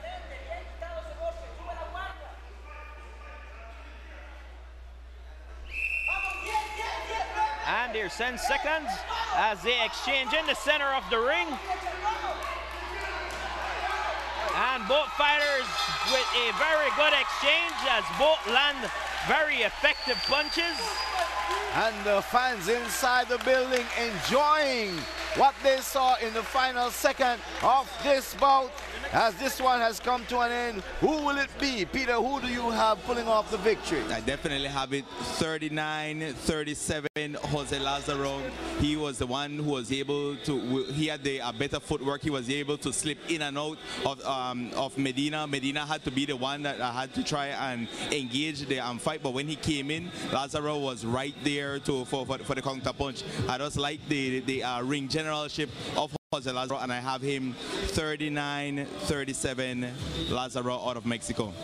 What a treat of exciting professional boxing there by Francisco Medina and Jose Lazaro, as momentarily we'll be going up to our ring announcer Javier Gutierrez, as he will have the call as who pull off this impressive victory. But Javier, who do you have winning this fight tonight? I have it in favor of the Mexican Jose La Flecha Lazaro. He was the more effective fighter of the two, as he was able to use very good footwork, very good lateral movement, and he was able to counter Medina effectively. I have it in favor of Lazaro 3-1.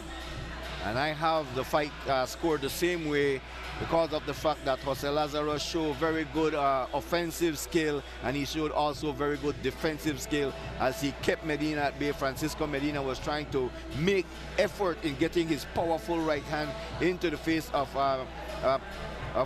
Lazaro, but Lazaro kept him at bay.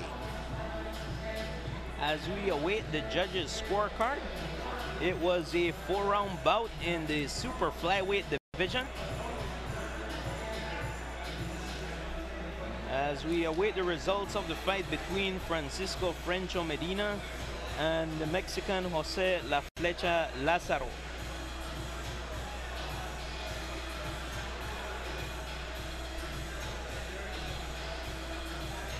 Tonight, Rumble in the West is being brought to you by Central TV and Internet, Belize Bank, our country, your bank, Smart, bringing people together, and Westrap, customer satisfaction is our goal.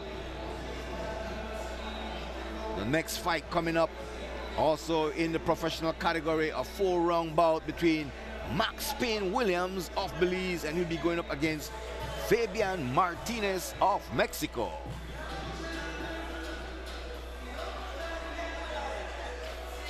As we await the scorecard from the judges here tonight, as Javier Gutierrez have the scorecard in his hand.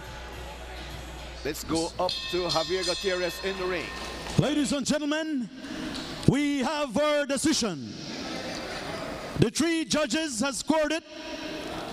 A unanimous decision in 4 rounds. Jose Ignacio. Give him a big round of applause, please. And so Jose Lazaro coming up with another victory here, but it was a good fight. Francisco Medina don't have nothing to bow his head. He represent, but need to go back to the gym and you know, like you mentioned, make his punches more effective. So a very good win for the Mexican Jose Lazaro, as he was the more effective fighter of the two. Francisco Medina, he did a very good showing here tonight, but as you suggested, Ray, he needs to go back to the gym and work on some of the holes in his game.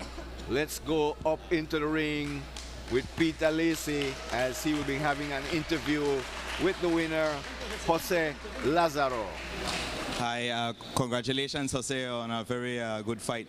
We saw you have tremendous footwork and ring generalship, and you were very patient in the fight, and allowed Medina to come in, and you hit him with some pretty good counter punches. What was your game plan going into the fight? Felicidades, José. Nos dimos cuenta que tienes tremendo baile con esos pies en el boxeo, y también esperaste bastante que entre sí, y peleaste. ¿Qué fue tu plano en la noche? Fue contragolpear, venir al ring, jugarlo, esperar a mi rival, contraatacar. He waited on him, observed him, looked at him, and then of course waited for him to punch, and he counterattacked. That was his game plan. Okay, so congratulations again from Mexico, right? So congratulations again. Felicidades una vez más. Vienes de México, algo para decir. Este tumbo fue para Matías Romero, Oaxaca, y saludo para mi papá que me está viendo en casa. He said the people of Oaxaca, and for his parents that are looking at him or watching him at home. All right, take it back over to you guys. All right, Jose Lazaro, winner by decision here in the second bout on the professional card. And coming up next will be Belizean Max Payne Williams, and he will be going up against Fabian Martinez in 4 rounds of professional boxing. And in the main event, Eduardo El Mecanico Esquivel will be going up against Francisco Luna of Mexico in 8 rounds of professional boxing. What we'll do, we'll take a break, and then when we come back, we will have Max Payne going up against Fabian Martinez. You are watching Rumble in the West on TNC. We will be right back.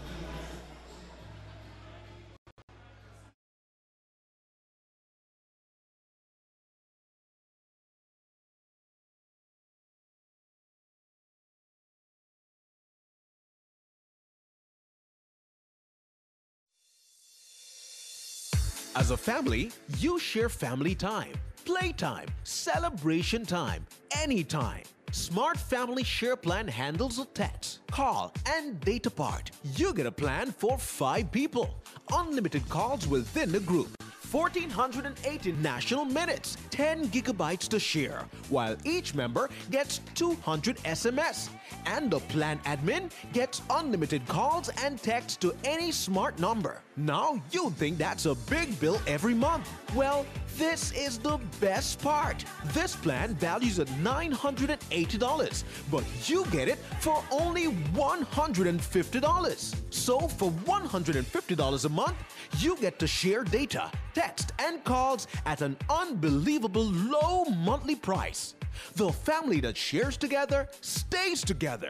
Smart, bringing people together. Welcome to WestTrack. Our employees are working hard every day to ensure you get the right product at the perfect price. WestTrack prides itself in carrying the best brands that will be sure to provide the quality you deserve. We're here for all your agricultural, automotive, and industrial needs. With 4 locations throughout the country and an extensive line of vehicle parts, car care products, and lubricants, we are sure we'll have exactly what you need. For even faster service, you can now contact us through Facebook, WhatsApp, or email, and our phones will still be available as always. To receive the latest updates on WestTrack events, promotions, and community involvement, please follow us on Facebook. We look forward to seeing you come through our doors, and we'll be ready to ensure that you leave happy. Customer satisfaction is our goal.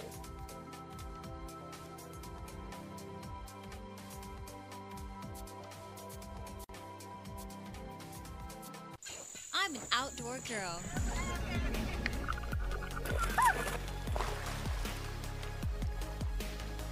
And sometimes, I'm an indoor girl. Central TV and Internet gives me peace of mind. And that's something I think we all could use a little more of. I need a service that can keep up with my busy lifestyle and is fast enough to keep me moving forward. My life is full of changes, but change is good. I might not know what's coming tomorrow, but I'm blessed to have what I have today. And that's exactly why I keep it central.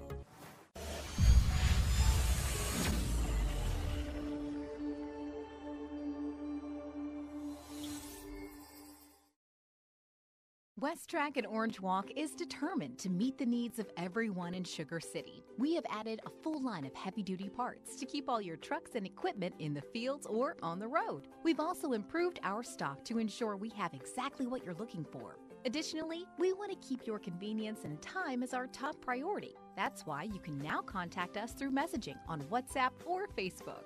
We are here waiting to serve you on all of your automotive, agricultural, and industrial needs. You can catch Sports Talk every Wednesday from 7:30 to 9 p.m. with your host, Reynard Garbutt. Only on the national channel. Sports Talk, your #1 sports show.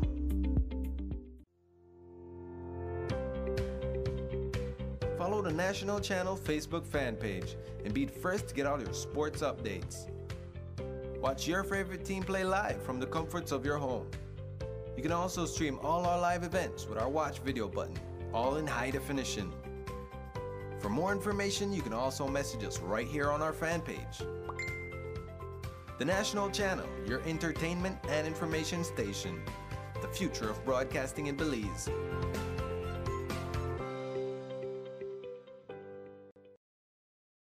As we welcome you back to the Octavia Waight Center here in San Ignacio.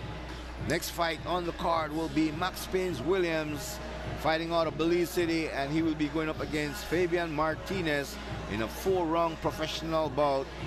Max Williams trying to make a comeback after his last fight where he lost that fight by TKO to a very good Mexican opponent. Yes, Max Williams, having lost his last 2 fights by TKO, looking to make a comeback, trying to get back in that winner's circle here tonight. So he'll be going up against Fabian El Castigador Martinez. So we were discussing earlier that it's kind of funny that the fighter that he is fighting tonight has as a nickname El Castigador, which means the Punisher, and Max is the Pain.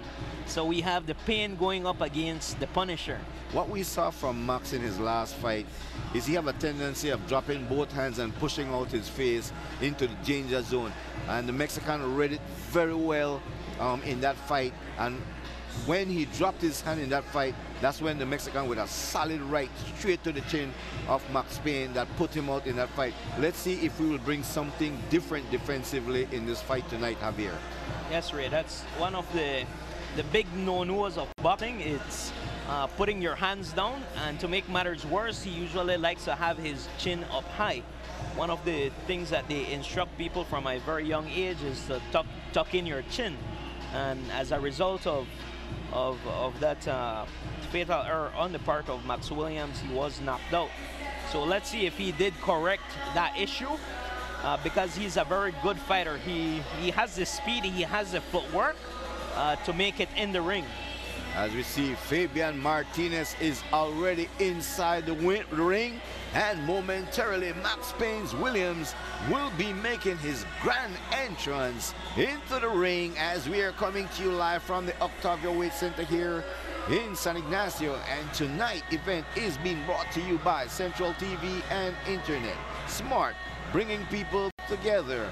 Westrack, customer satisfaction is our goal, and Belize Bank, our country, your bank.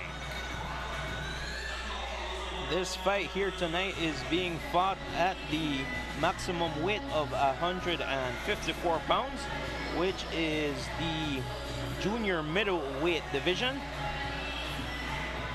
Let me just go through the rules of this fight for our viewers at home. This bout is scheduled for 4 rounds. There is no 3 knockdown rule in effect. Only the referee can stop the bout.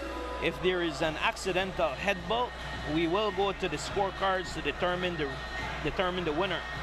A fighter cannot be saved by the bell in any round, including the final round. A boxer knocked down shall receive a mandatory 8 count. So those are the rules of this bout. And let me reiterate, this bout is being contested at the junior middleweight division with a limit of 154 pounds. And we just want to mention also that tonight event, the fights, they are sanctioned by the WBC, the World Boxing Council. As we await Max Payne, the flamboyant Max Payne, to make his grand entry into the building here tonight. Quite a number of fans have come out tonight to witness what is going on, Rumble in the West, but they are out here tonight to support Eduardo El Mecanico Esquivel.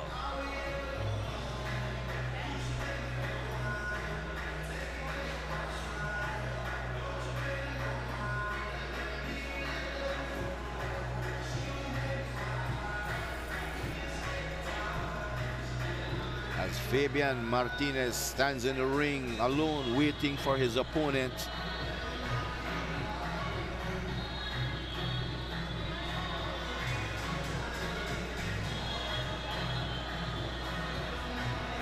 And after this fight coming up will be the main event of the night, where we will see Eduardo El Mecanico Esquivel, as he'll be going up against a very tough Mexican in the like of Francisco Luna.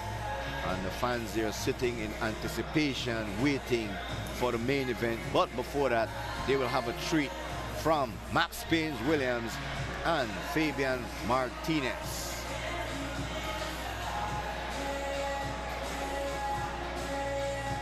The following fight will be the co-main event, as we have had 3 fights here tonight. In our first bout, we had Dion Gongora going up against Luis Recinos in an amateur bout. Then we had Bruno El Boyca Perez getting the TKO over Neri Vega. And in our last bout, we had Jose La Flecha Lazaro winning a unanimous decision over Francisco Frencho Medina. All right, let's take it up into the ring and go to Javier Gutierrez.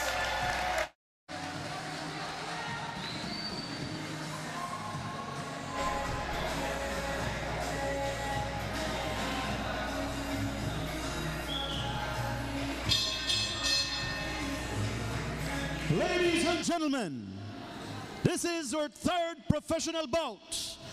But before I do that, I must acknowledge the gentleman that put our rings up tonight.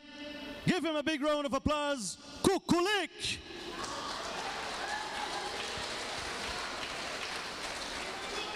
As I said before, this is our 3rd professional bout. 3rd professional fight of the night. Dressed in red shorts with black and white trimmings, at 61.6 kilos, 4 fights, 2 wins and 2 losses, fighting out of the beautiful country of Belize, Max Payne. Ladies and gentlemen, his challenger, dressed in wool shirts with black trimmings, 68.9 kilos, 4 fights, 3 wins, 1 loss, fighting out of Mexico. Ladies and gentlemen, Fabian Martinez. And for my friend that comes all the way from the United States of America, my rendition of Michael Buffer. Let's get ready to rumble! And so we are just set for action here between Max Payne and Fabian Martinez, as both fighters will be given the last instruction by the referee. The judges for this bout are Humberto Garcia Cortez, Jose Mota, and Joey Marin. The fighters receive the final instructions from the referee. As this crowd cheers on the fighters, as this co-main event is about to commence. It's Max Payne Williams against Fabian El Castigador Martinez.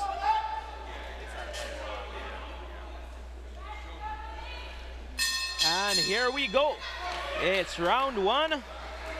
Max Williams in the red and checkered trunks versus Fabian Martinez in the gold trunks with black and red trim.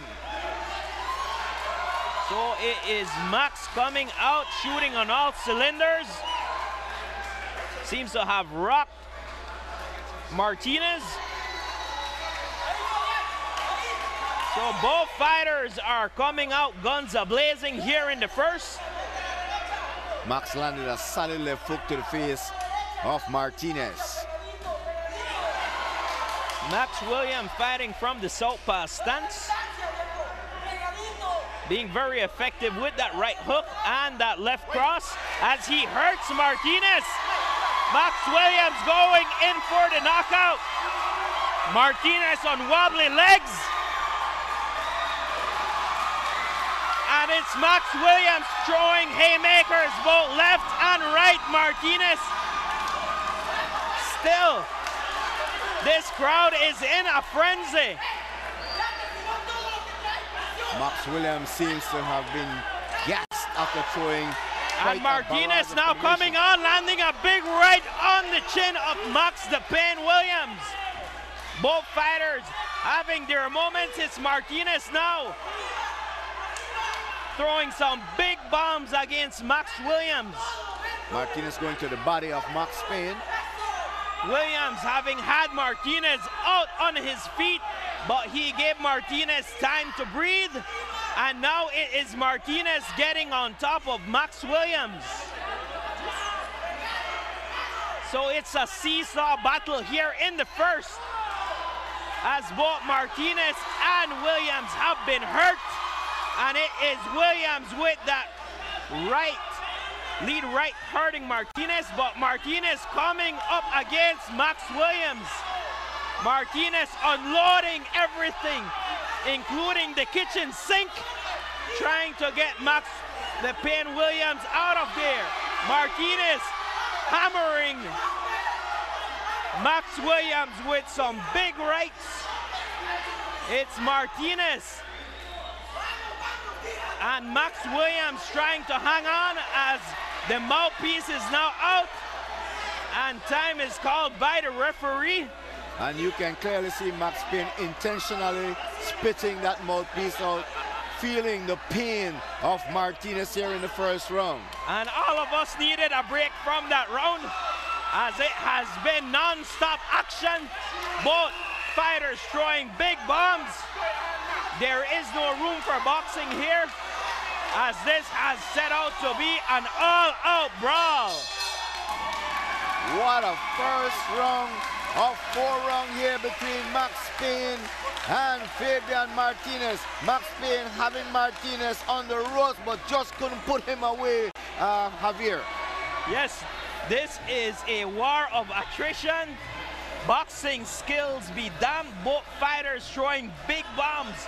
It was Max Payne Williams in the first half of the round, having Martinez out on his feet, but Martinez was able to make a comeback, also hurting Max Williams.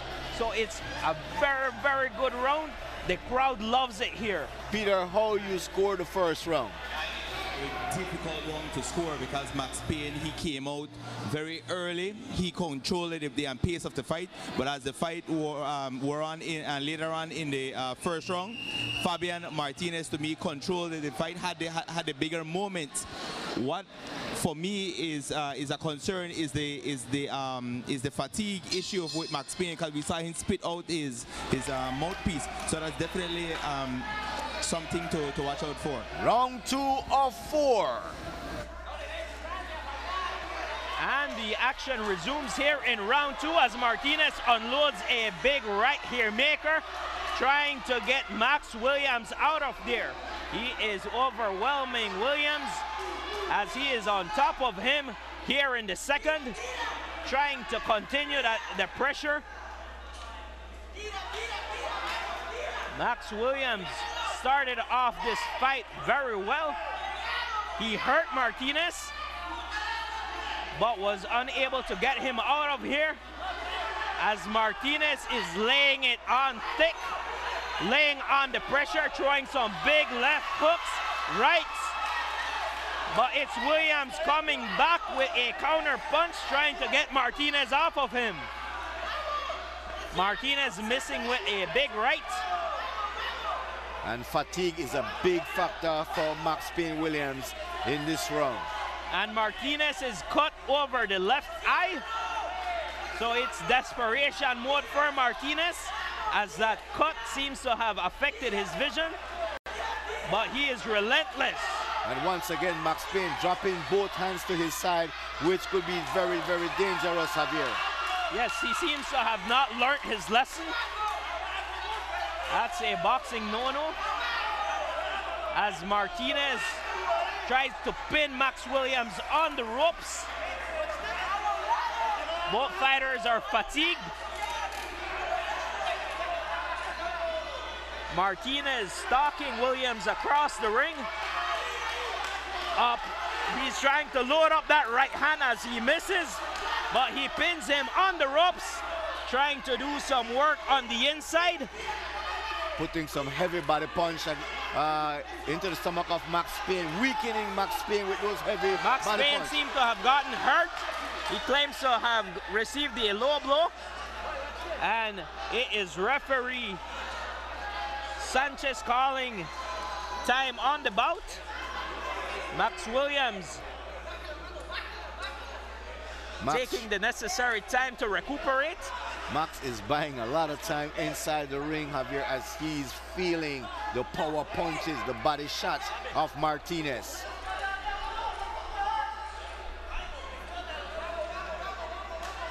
As referee Sanchez calls, or he resumes the fight. Max Williams was hit low by Martinez. And there is 10 seconds to this round. It has been all Martinez here in the second. And that is the end of the second round. Fabian Martinez controlling the second round. Peter Lacey, let's go to your scorecard. Fabian Martinez over Max Payne Williams. We're seeing more tactics than anything to try and buy time to try and survive the fight. His stamina definitely isn't there, and let's see how the other rounds play out.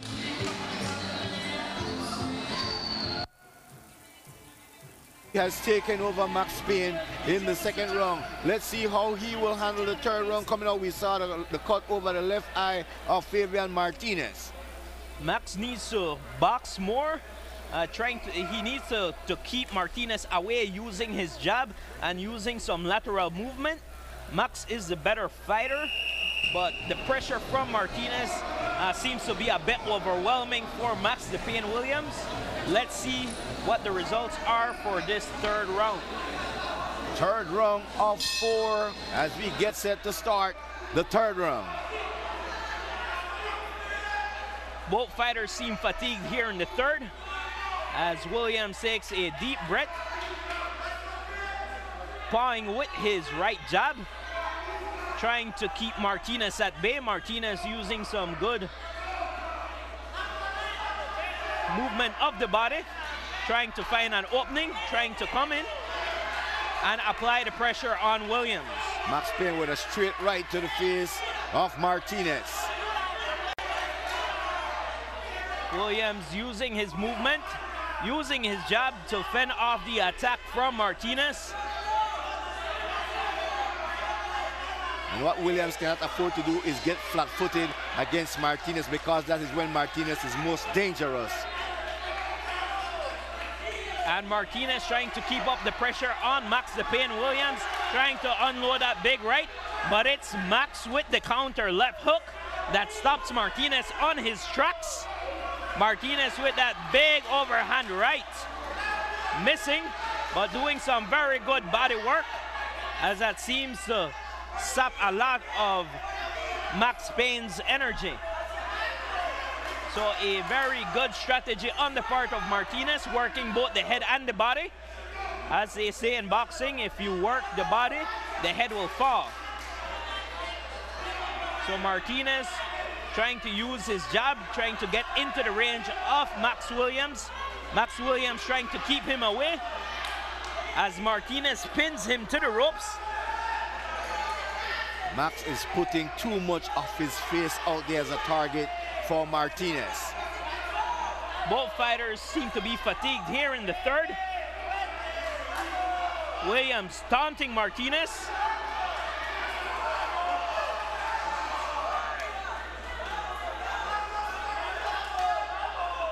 And this crowd is very into the fight. So a very frantic pace for the first 2 rounds. But the tempo of the fight has dissipated a bit as both fighters seem to have tired out. And Martinez is pushing the third round here against Max Payne, as Max Payne is holding back against Martinez. Martinez is bleeding from the cut on his left eye. Max Williams taunting Martinez. And Martinez feints and tries to come with the uppercut. Williams again with that very unorthodox style. 10 seconds remaining in the third round. And there Martinez goes, trying to smother Max Williams on the ropes. That is the end of round number 3. What an exciting 4-rounder here between Max Payne and Fabian Martinez as we go to Peter Lacey unofficially. How do you score this fight so far? Max Payne Williams definitely recovered well in the third round. I gave him that round. It was a very close round, but Fabian Martinez, after that onslaught in the second round, definitely tried to conserve his energy, and Max Payne did just enough to pull out that third round. So I have it 2 rounds to 1 Fabian Martinez, 29-28 after 3. Unofficially, you have it here from Peter Lacey, our scorecard here tonight at the Octavia Weight Center. But you know what happened in that round, Javier? Fabian Martinez brought the fight to Max Payne in the second round. He dominated, and I think because of his aggression, he won that round. Yes, I agree with you, Ray, in which Martinez has been the aggressor for the last 2 rounds. Max Williams did a very good job in the opening frame. I think he won the first round, although he was hurt in that round, but he landed the bigger, more effective punches in the first. Round 4 of 4 getting started here.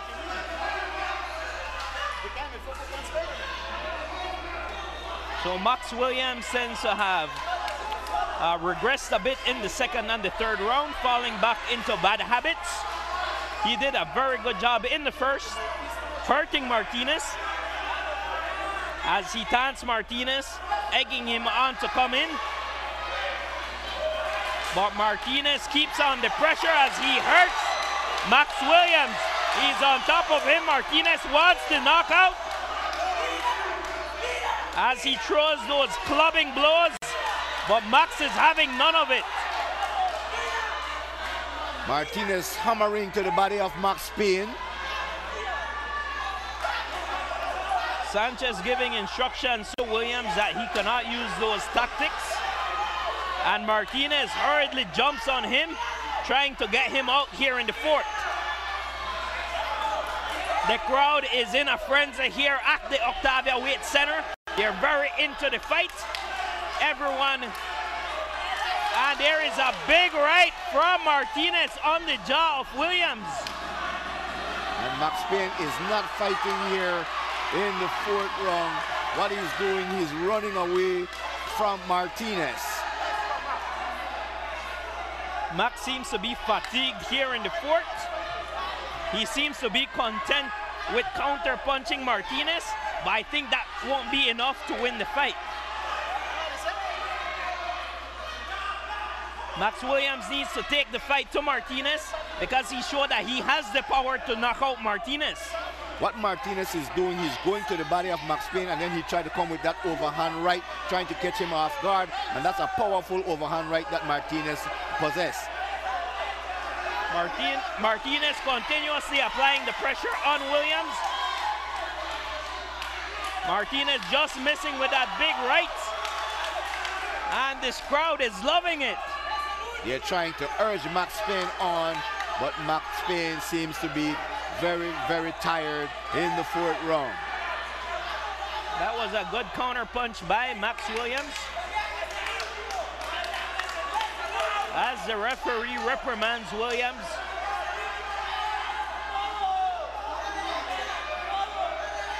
Williams pawing with that right jab to the face of Martinez, but Martinez tries to come over the top with that right cross. Again, Martinez pressing the fourth round here against Max Payne, and if Max should lose this fight tonight, it will be because of the aggressiveness of Fabian Martinez. And it's the last 10 seconds. Both fighters throwing some very good punches, trying to end the fight on a high note, and that is the end of the fight. And let's see how the judges will call this one, Javier. But how are you going to call it? I would say that Martinez won the fight, just barely. But for the last 3 rounds, he was a more effective fighter. I think that Max Williams had the ability to win this fight, but he seems to have given it away.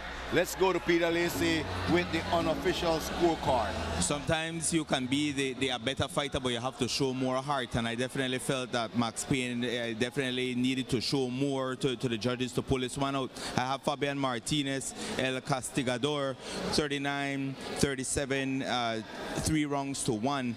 I felt that the footwork of Max Payne was definitely a little bit off, and his style of fight that he wants to bring, you need to be able to go into the pocket and slip out, and he wasn't able to do that, and Fabian Martinez was able to pull this one out. So clearly, Fabian Martinez being the aggressor for 4 rounds. You mentioned Max Payne winning the first round. He had Fabian on the ropes in the first round, but just couldn't put him away, Javier. Yes, and he seems to have expended all of his energy trying to knock out Martinez. And what I saw from Max Williams is that he has very good punching power, but he's not consistent. He fell back on bad habits in the second, third, and fourth round, and I think that gave him in this fight. And so as we await the judge's decision tonight, the scorecard will be momentarily given to Javier Gutierrez, our ring announcer. But what an exciting fight. The fans really got into it. They were trying to urge Max Payne on. They wanted the knockout, but Max just couldn't deliver. So this was a very good co-main event, as it has warmed up the crowd for our main event featuring Eduardo El Mecanico Esquivel.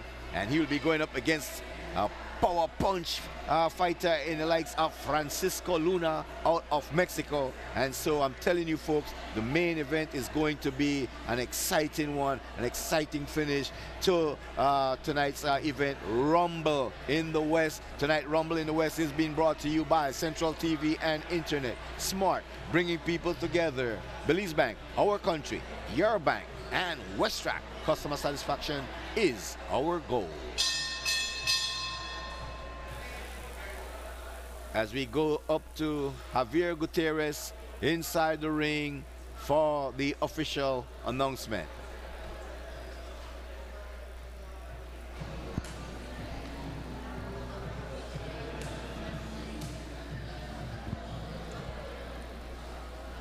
Ladies and gentlemen, a round of applause for the two warriors, please, tonight.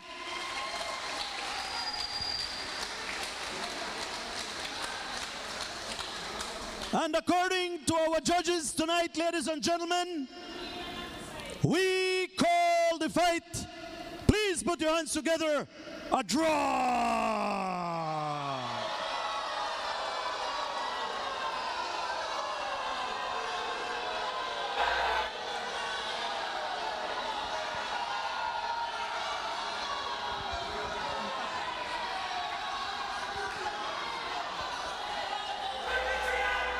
Javier, do you agree with the decision that this fight is a draw? I could see it as a draw, given that not much was done in the fourth round. I could have given the fourth round to Max Payne Williams, which would have made it a draw. I could see it the way the judges saw it, so it's not a robbery. All right, there you have it from our punch-by-punch commentator, Javier Romero, as he saw it that both fighters winning 2 rounds, and in tune with what the judges' decision tonight. Max Payne pulling off a draw here. He could have easily had a knockout in the first round. Let's go up to the ring with Peter Lacey and Javier Gutierrez. All right, we're joined here with both Max Payne Williams and Fabian Martinez. How do you feel that their fight went? Do you feel that your in the pocket presence was enough to pull their fight out? And are you satisfied with the judges' scorecards?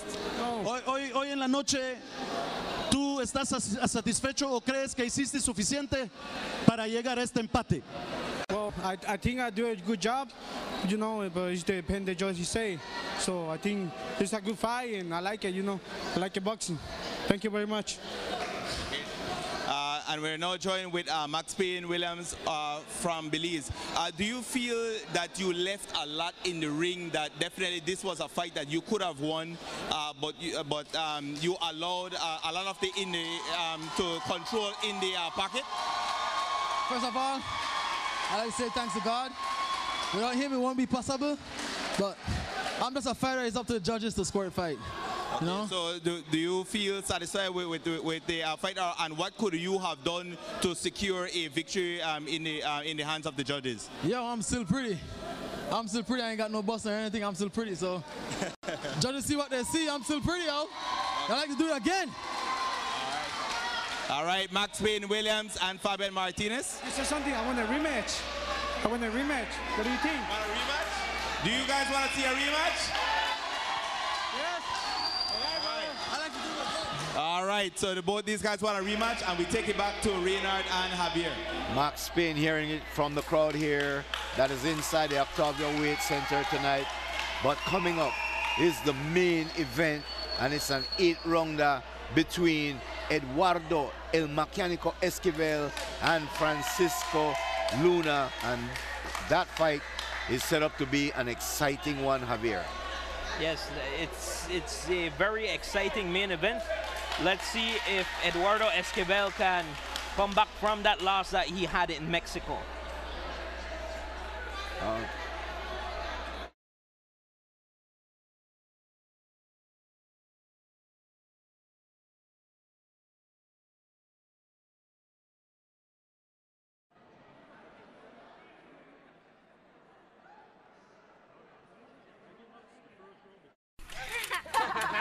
You can't fix that. Have fun walking home. Have fun walking home.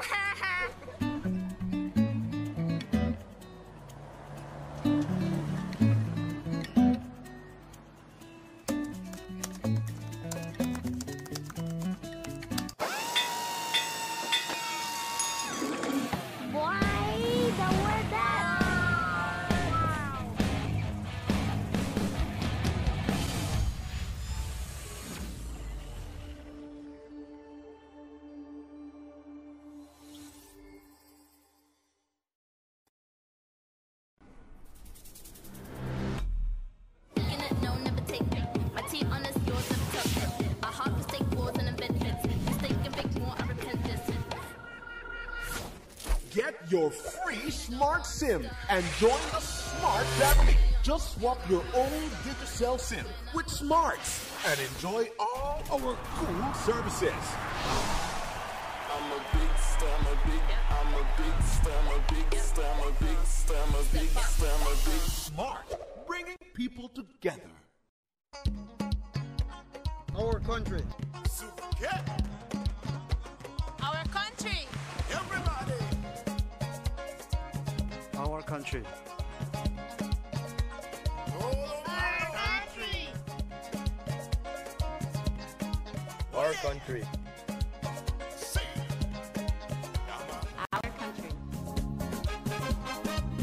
Our country.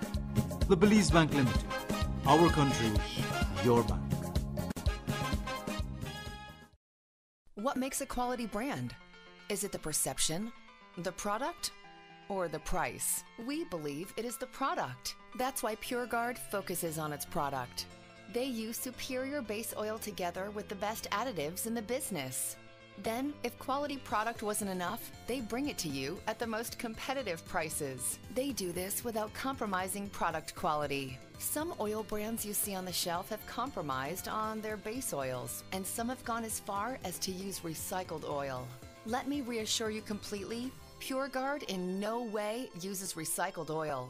The fact is that they use the same quality of base oils and additives as the biggest brands. That's why they have the same API ratings as Castrol, Valvoline, and Shell. So how can PureGuard manage such competitive prices without compromise? While other brands focus on recognition accomplished through international marketing, which cost a lot, PureGuard instead cuts costs through minimizing overhead, exactly like the large-scale advertising. Their approach is to leave the advertising to the local distributor. This gives you uncompromising quality at a fraction of the price. Acción Deportiva, todos los martes de 8 a 9 p.m. por TNC10, tu portada deportiva. Follow the National Channel Facebook fan page and be first to get all your sports updates. Watch your favorite team play live from the comforts of your home. You can also stream all our live events with our watch video button, all in high definition.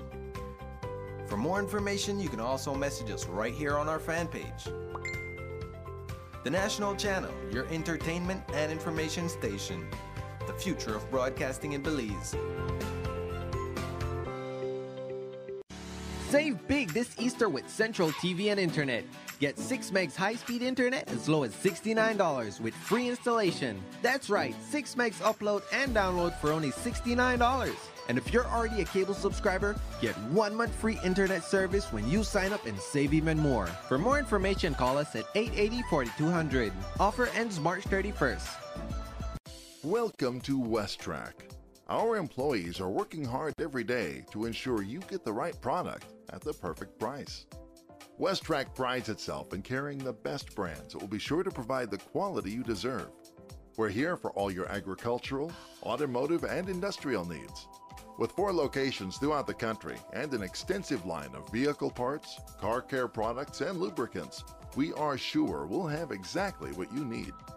For even faster service, you can now contact us through Facebook, WhatsApp, or email, and our phones will still be available as always. To receive the latest updates on WestTrack events, promotions, and community involvement, please follow us on Facebook. We look forward to seeing you come through our doors, and we'll be ready to ensure that you leave happy. Customer satisfaction is our goal.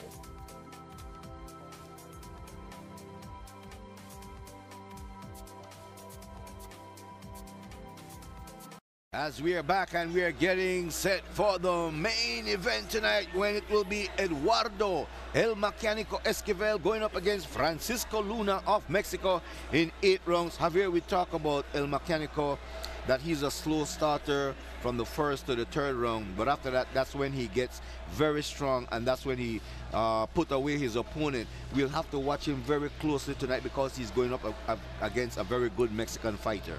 Yes, he is going up against a fighter with a record of 7 wins and 1 loss, up against Eduardo Esquivel's record of 9 wins and 2 losses. So Esquivel is coming off of a loss in Mexico via the technical knockout. So what Esquivel needs to do is he needs to take the Mexican fighter Francisco Luna into deep waters, because that is where he shines the most. He needs to take him into those late rounds in which he can force the fight, in which he can make conditioning a factor, because we see that Eduardo Esquivel is a very well-conditioned boxer. What Esquivel have in his arsenal is that he used those body punch effectively, and he wear down his opponent with those heavy left and right body punch, and then eventually he will put them away. We saw that in his last fight that he won here in Belize, when he TKO'd that Mexican in 5 rounds, where he went to the body solidly and took him out. Yes, what Esquivel does is he allows the fighter to throw punches, but then he comes back hard. And we saw that in the fight in August that we did here in San Ignacio, in which Esquivel was hurt in the first round, but he was able to withstand the barrage of punches, but then he came back and he was able to knock him out. So that is the type of fighter Esquivel is. And so the main event is set for tonight, folks. 8 rounds of hard-hitting boxing between Eduardo El Mecanico Esquivel and Francisco Luna. And Peter, I know you want to get into the discussion.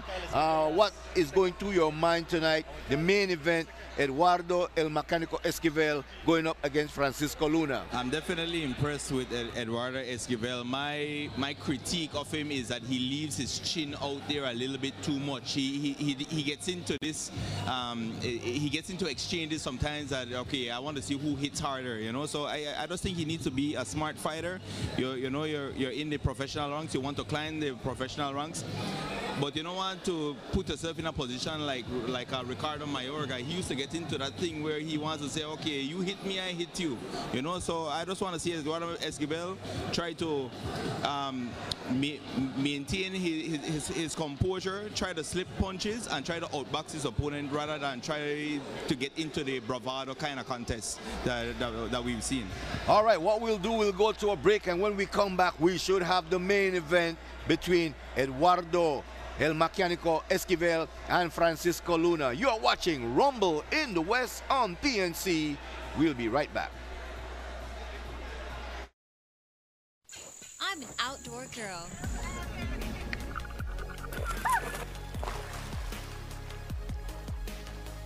And sometimes, I'm an indoor girl.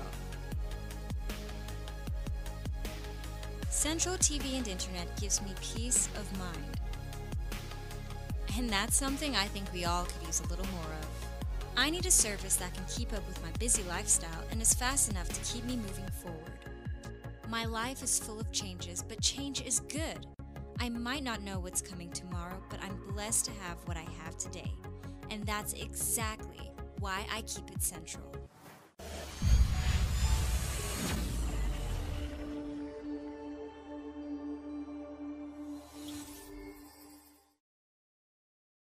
Welcome to WestTrack.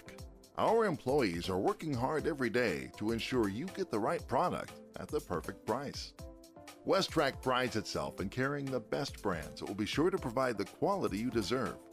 We're here for all your agricultural, automotive, and industrial needs. With 4 locations throughout the country and an extensive line of vehicle parts, car care products, and lubricants, we are sure we'll have exactly what you need. For even faster service, you can now contact us through Facebook, WhatsApp, or email, and our phones will still be available as always. To receive the latest updates on WestTrack events, promotions, and community involvement, please follow us on Facebook. We look forward to seeing you come through our doors, and we'll be ready to ensure that you leave happy. Customer satisfaction is our goal.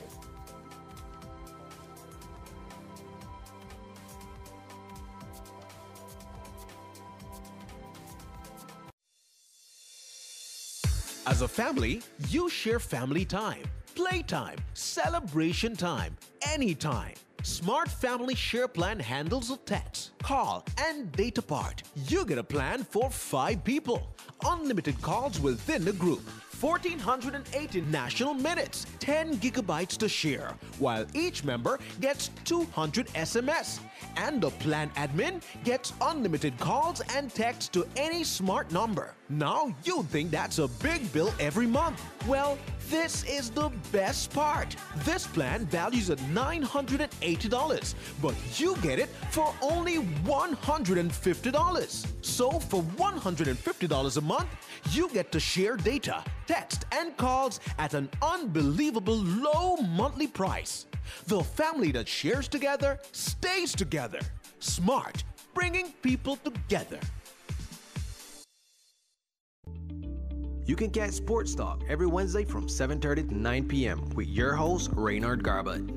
Only on the national channel. Sports Talk, your #1 sports show. And so as we await in anticipation for the main event, I just want to mention that TNC will be in Belize City tomorrow at the MCC grounds to bring you PLB action between San Pedro Pirates and BDF. I can also mention tonight that I have score that came in from the games that was played tonight. And yes, Wagia FC defeated the Belmopan Bandits by a score of 2-1, and Verdes won their game tonight by a score of 2-0. So the Belmopan Bandits losing their first game here in the closing season of the 2018 PLB. Wagia FC stepping out and putting a hurting to the Belmopan Bandits. As we see the Mecanico, Eduardo Esquivel, doing some shadow boxing in his locker room. Momentarily, they'll be making their grand entrance, both Eduardo El Mecanico Esquivel and Francisco Luna, as the fans there sitting in anticipation, Javier, for the main event. Yes, and it is a room that will be very supportive of your hometown hero, Eduardo Esquivel, as we saw that they were very much behind Max Payne Williams, especially when he was about to knock out the Mexican Martinez. So let's hope that they have the same or even a greater amount of support here in the main event in favor of Eduardo Esquivel. And here comes the Mexican Francisco Luna making his way into the ring here tonight at the Octavia Weight Center in San Ignacio. Reynard Garbutt, Javier Romero, and Peter Lacey, and our ring announcer, Javier Gutierrez, as we bring you the main event. As we await the grand entrance of El Mecanico Esquivel.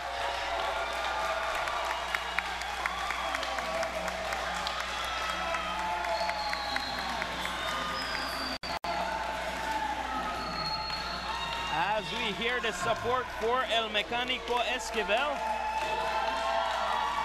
this crowd cheering on the hometown hero.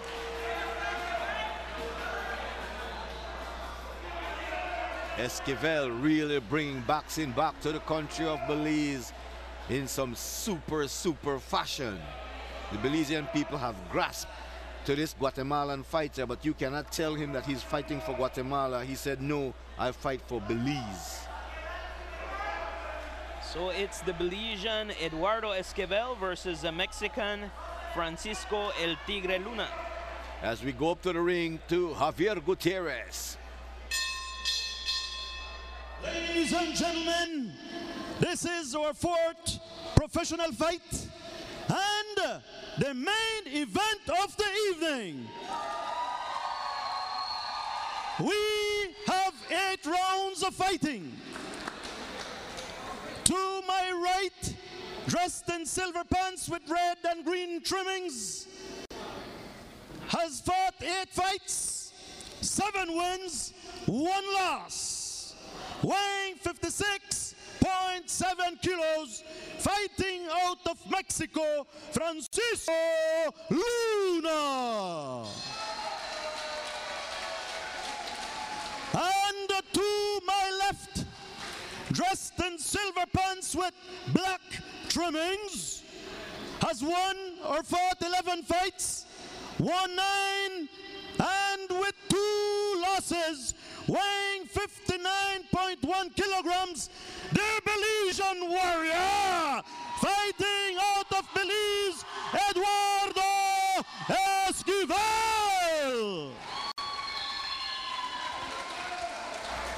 And may I remind you that tonight's fight once again is promoted by TNC. Our judges are Humberto Garcia Cortez from Mexico, Jose Mota from Mexico, Joe Marin from Belize, our timekeeper, Charlton Roches, our referee, ladies and gentlemen, all the way from Mexico, Lauro Sanchez.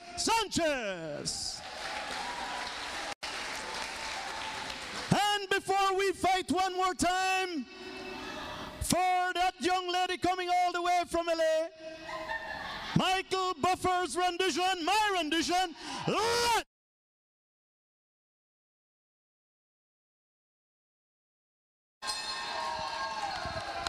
And there we have it from our ring announcer, Javier Gutierrez. Javier, this one is set up to be an exciting main event.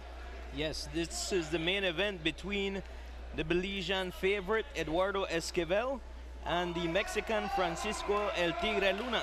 Final instruction given there by the referee as we are about to start round 1 of 8 in the main event.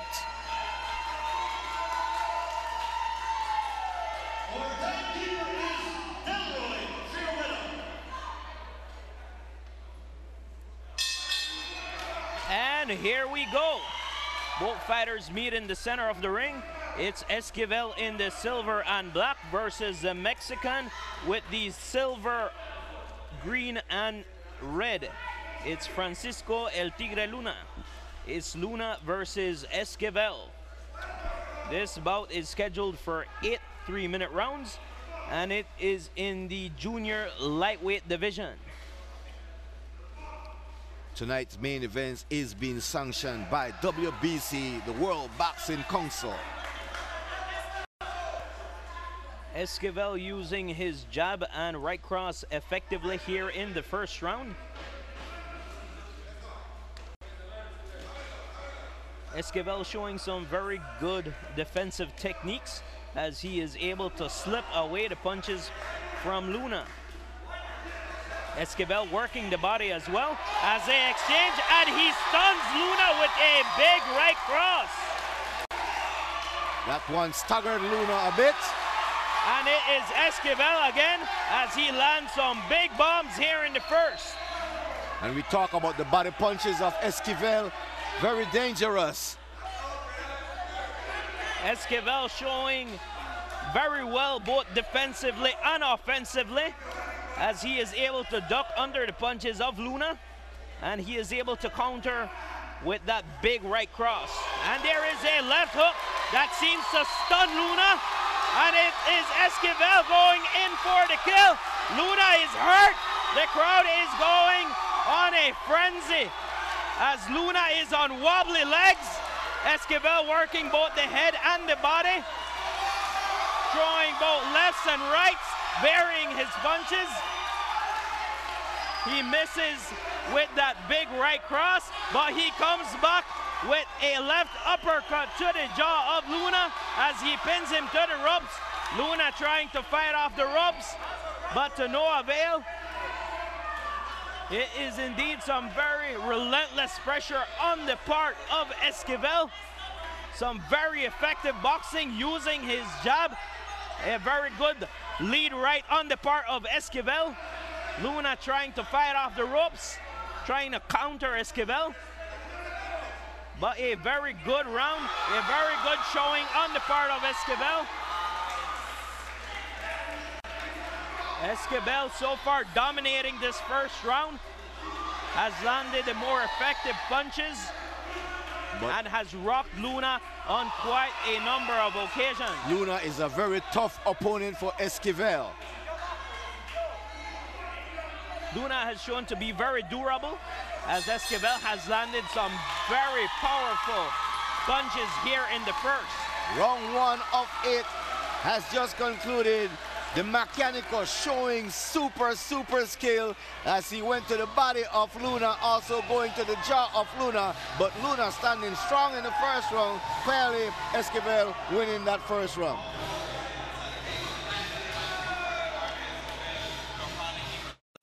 He looked like Manny Pacquiao or Floyd Mayweather in there. His head movement was tremendous. He was slipping punches and he was making Francisco Luna pay with every miss that he was getting in. 10-9, Eduardo Esquivel.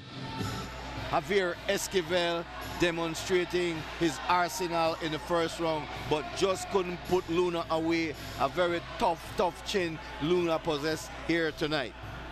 Esquivel did very good work in the first. He is always in a position to do bodily harm, and we saw that he did some significant damage to Luna in the first. Round 2 of 8.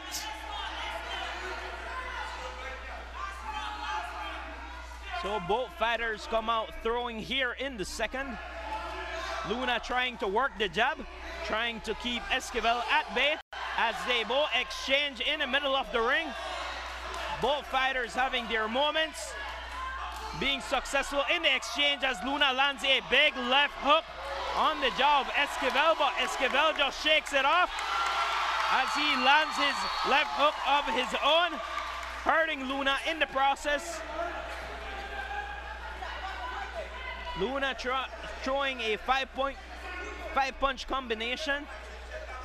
Most of them knock the glove of Esquivel.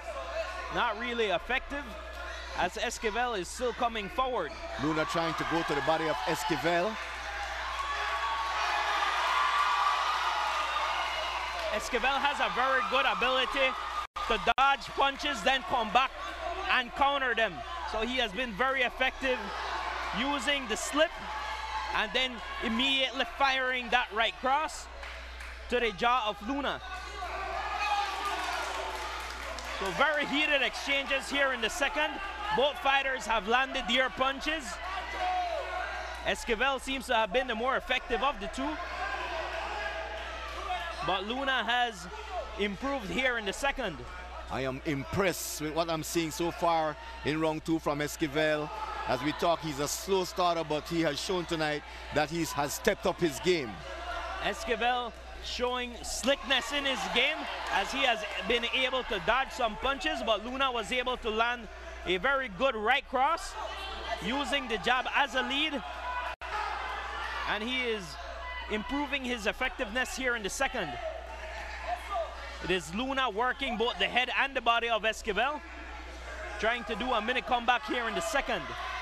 And Luna being the aggressor here in round 2.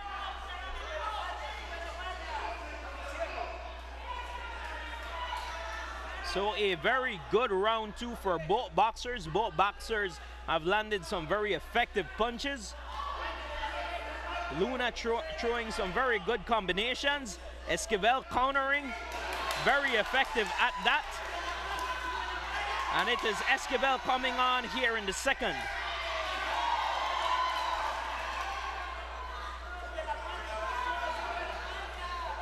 Esquivel showing some very good defensive chops here in the second, using the shoulder rule.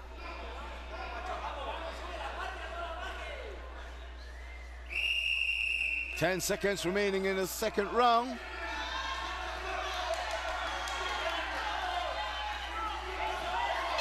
A very good exchange to end the second round. That was a solid left to the jaw of Esquivel from Luna. Peter, how do you have the second round scored? Definitely have Francisco Luna recovering nicely in that second round. I feel that he did enough to take the second round. I have it 1 round apiece, 19-19. Javier, an exciting second round of boxing. Both fighters brought it to each other in the second round. How do you have the second round scored? I have it 2-0 in favor of Esquivel. Luna improved in his boxing, but still didn't do enough, I think, to win the round, as Esquivel was the more effective puncher. As we see the replay of Esquivel landing some very significant blows to the head of Esquivel. being very effective with that right cross. Round number 3 of 8. You're watching the main event live on TNC. And we start round number 3. It is Esquivel in the silver and black trunks against the Mexican Francisco El Tigre Luna, wearing the silver, green, and red trunks. And there is a very good exchange here in the third. Both fighters landing effective punches. Esquivel trying to find openings. Luna missing with that combination. And it is Esquivel that lands a big right, but Luna coming forward. Luna is a very tough opponent for Esquivel. This is a test for Esquivel tonight. Luna seems to have taken everything Esquivel have to offer. Luna living up to his moniker El Tigre, which means the tiger. Let's see if Esquivel can tame this tiger here tonight. Both fighters exchange blows in the middle of the ring. Both fighters landing. Esquivel the more effective of the two in that exchange. But both fighters have landed some big blows here in the third. It is Esquivel with that right cross, finding a home on the jaw of Luna. Esquivel measuring his opponent, using that lead right. And the crowd is in a frenzy. The crowd is loving what they see. What an exciting main event, I must say. Esquivel very good defensively, as he is able to slip those punches from Luna. This is a fight that has all the makings of coming down to conditioning. Who is the better conditioned fighter here tonight? It is a back and forth affair as both fighters throwing big combinations here in the third. Esquivel landing some big punches, but Luna is coming back. You saw the uppercut of Esquivel snapping the head of Luna. And Luna throws a big left hook that lands on the jaw of Esquivel, but Esquivel has quite a beard on him. So Esquivel has a very good chin. He is able to withstand a barrage of punches and come back harder on his opponent.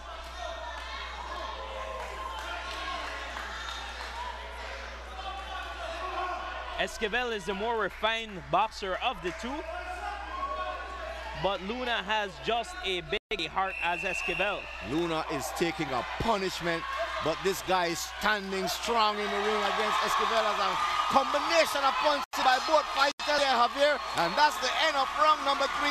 Talk about the excitement of round number 3. The crowd is loving it. I am loving it. This is what boxing is all about. Peter. What an exciting third round. Definitely the more substantial power punches coming from Eduardo Esquivel, and that is what awarded him round number 3. I have it 29-28 Eduardo Esquivel. As we take a look at this once again on the replay, barrage of punches by both fighters. How you have that one playing out? It was very exciting down to, going into the last second of the third round. I have it a very even round. I would give it as a draw, so 10-10. But I still have the fight in favor of Eduardo El Mecanico Esquivel. Round number 4 of 8.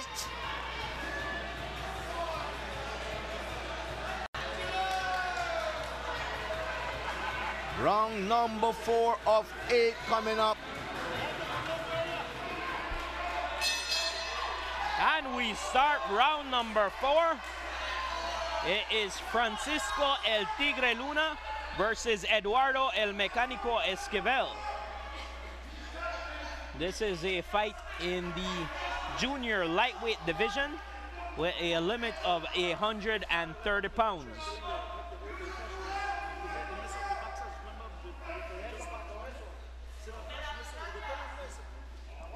So a very technical fourth round in which both boxers seem to have fatigued a bit after a very relentless first 3 rounds. Esquivel trying to work the jab. Luna trying to counter. And this is when you start seeing Esquivel getting stronger as the rounds progress. Esquivel using the jab to set up his right hand as he lands a big right cross to the jaw of Luna, but Luna still comes forward. A very well-conditioned boxer out of Mexico. Giving Esquivel a fight here tonight. As Luna going to the body of Esquivel with a left and a right flurry. Esquivel coming back. And Esquivel with a huge power punch, landing a big right. He loaded up and connected to the jaw of Luna, but Luna comes back, throwing combinations of his own, going to the head and to the body of Esquivel, landing a very effective left hook to the body. Esquivel showing some defensive skills and coming back with a 3-punch combination, landing all 3 punches, and this crowd is up on its feet, cheering on Esquivel as they show appreciation for this Belizean warrior. A left uppercut by Esquivel to the face of Luna, but Luna is fighting back. Esquivel, the better skilled of the two, showing very good defensive abilities, landing some very good counters, using his uppercut. Beautiful boxing on the part of Esquivel. He allows the opponent to throw, but then he comes back hard, landing some big punches.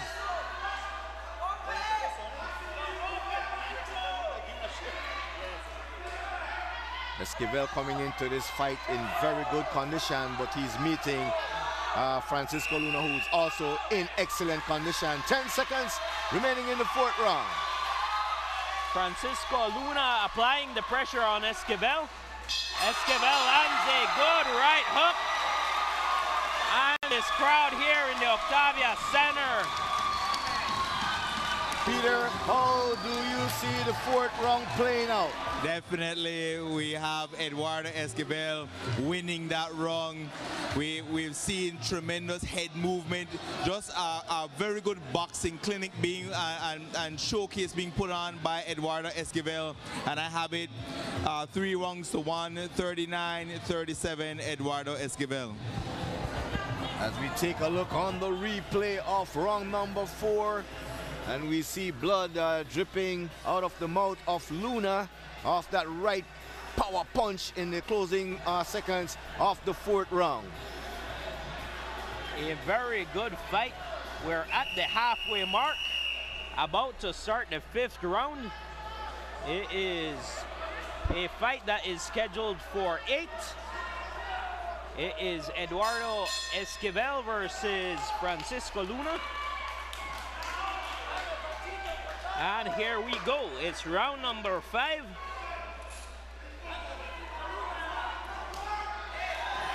And both fighters are going at it here in the 5th, landing combination punches.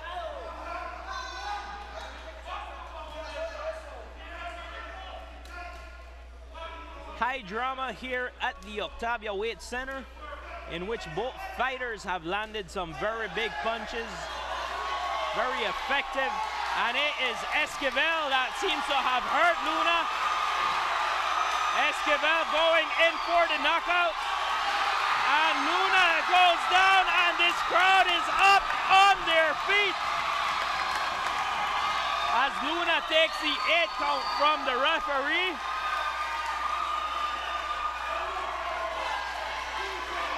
Some very good head and body work by Esquivel. Let's see if Esquivel can finish this fight here in the 5th. And he lands a big uppercut and a right.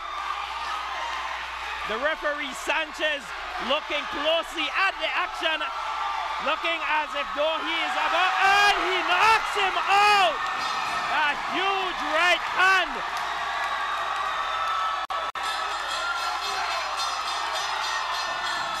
And we hear the crowd what a solid right hand to the jaw of Luna that put him down for good. But Esquivel dominating the start of the 5th round, had Luna on the ropes. He went for the standing 8 count and he came back with a barrages of punch, but it was that solid right hand to the jaw of Luna that put him down, Javier. That was a beautiful combination on the part of Esquivel. He was able to land a huge right hand that ended the fight. But now we seem to, well, we're very concerned for Francisco Luna. He shouldn't try to get up so early after such a devastating knockout. He's being attended. But we talk about how strong Esquivel gets after the 3rd round. As the fight progresses, he becomes stronger and stronger because what he does within the 1st and 2nd and 3rd round, he weakened his opponent and then he put them away with that solid right hand that he have. A very big win by Eduardo El Mecanico Esquivel. Francisco Luna is still being attended to by the physician here tonight on the corner. And even though the fans love what Esquivel did, they're so concerned about the Mexican fighter Luna that is still down on the canvas as he's being attended to by the medical staff. Yes, we must remind the public that this is just a sport, and at the end of the day, fighter safety is of paramount importance. As we saw that right hand again from Esquivel squarely on the jaw of Luna, pushing him back into the rope, wobbly, going down to the canvas, and he's still down on the canvas, and we are hoping and praying that Francisco Luna is okay, that he will get up on his own strength. As he's getting up now, we must give him a big round of applause.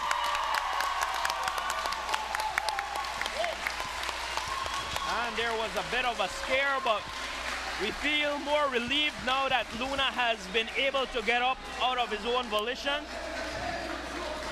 And you saw the concern on the face of Eduardo Esquivel. He knew that he connected him with that right hand, well connected, that put Luna out. And he's up.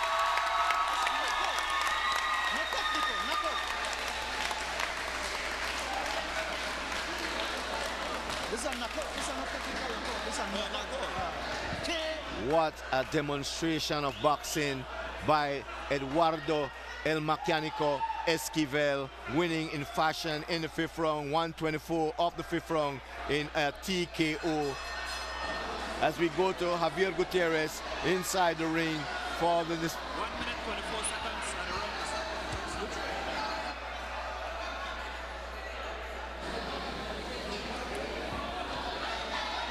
is and the fans surely got what they came out to see tonight from Esquivel. The crowd did get their money's worth here tonight, as Esquivel, as he usually does, delivers the goods, delivers a 5th round knockout, as he improves to a record of 10 wins and 2 losses. And I'm telling you, Javier, this guy is on the right path for a big fight in the future.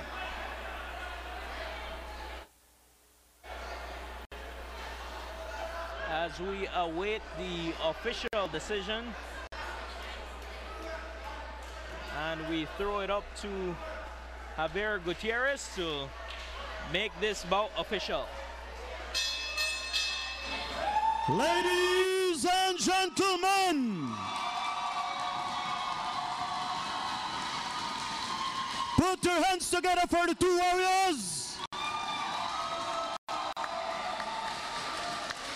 In 1 minute 24 seconds of the 5th round, knockout, Eduardo Esquivel.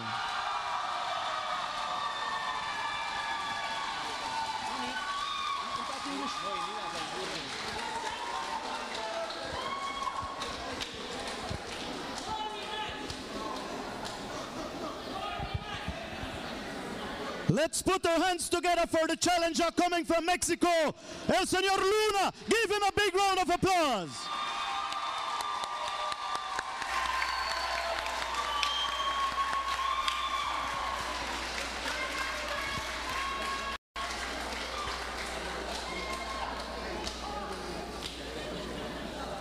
As Peter Lacey will be joined by Eduardo Esquivel for an interview after a brilliant demonstration of boxing in the 5th round. 124 off the 5th round by way of TKO, picking up a victory.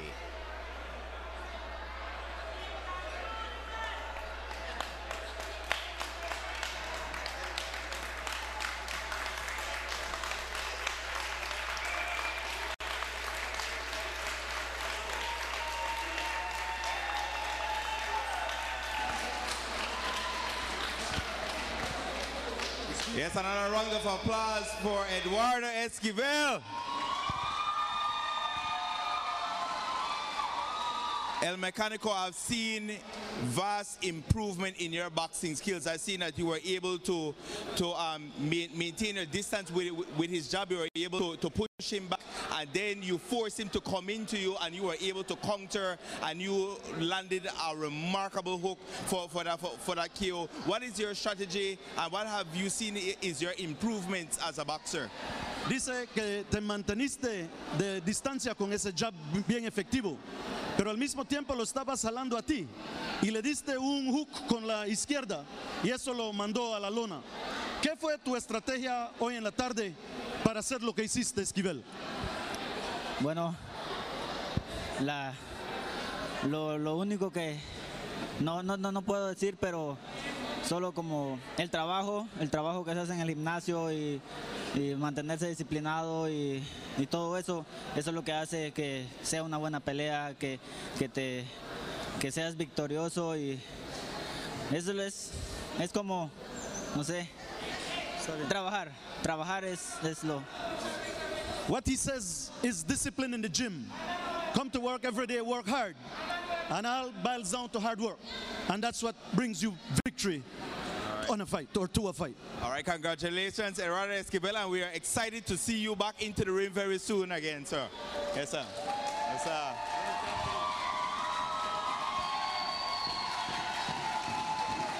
Yes, sir.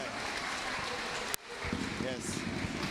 And so, again, another beautiful demonstration of boxing. And we saw something different from Esquivel in this fight, that he brought the fight from the first round to Francisco Luna. He didn't let up. He fought him all the way. He punished him all the way until finally he found that opening that he was looking for with that solid right hand. What was your game plan coming in, and how were you affected early on by the power of Eduardo Esquivel? ¿Qué fue el plan que trajiste a la lona hoy? ¿Y qué sentiste cuando, bueno, definitivamente entendemos lo que sentiste, pero qué pasó? No, ahora sí, mi plan era llevarlo, pero ahora sí, nos fuimos los dos a lo que fue el cierre, y ahí es donde ahora sí me ganó un poco. Es muy fuerte, chavo. He says his plan was to take the fight to him. He said, and he did it. But he says when the fight went on, automatically he knew that Esquivel was definitely the stronger fighter. Yes, we definitely saw you recover well in the second round. I had you winning that second round. So definitely we've seen that you can hang in there with the best, and we definitely look forward to seeing you again as well. Lo que nos fijamos es que te dimos el segundo round definitivamente, y nos dimos cuenta que sí sabes pelear y que sabes regresar, que le llevaste el pleito. Pero te felicitamos y definitivamente te queremos ver pelear otra vez. ¿Oíste? Pues definitivamente, ahora sí, aquí está mi promotor, es el que, ahora sí él es el que me dice, vamos a pelear, y yo estoy puesto, y claro que sí, seguirse preparando siempre, ¿no? Seguirle un poco más, constancia, trabajar un poco más lo que es el gimnasio, porque francamente, ahora sí, no se pudo esta vez, ni modo, así es esto, el deporte, pierdes y ganas, y pues ahora sí, a darle más seguido.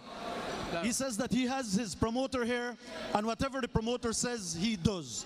The next thing is that he will go into the gymnasium again to exercise and train, because that is the name of the game.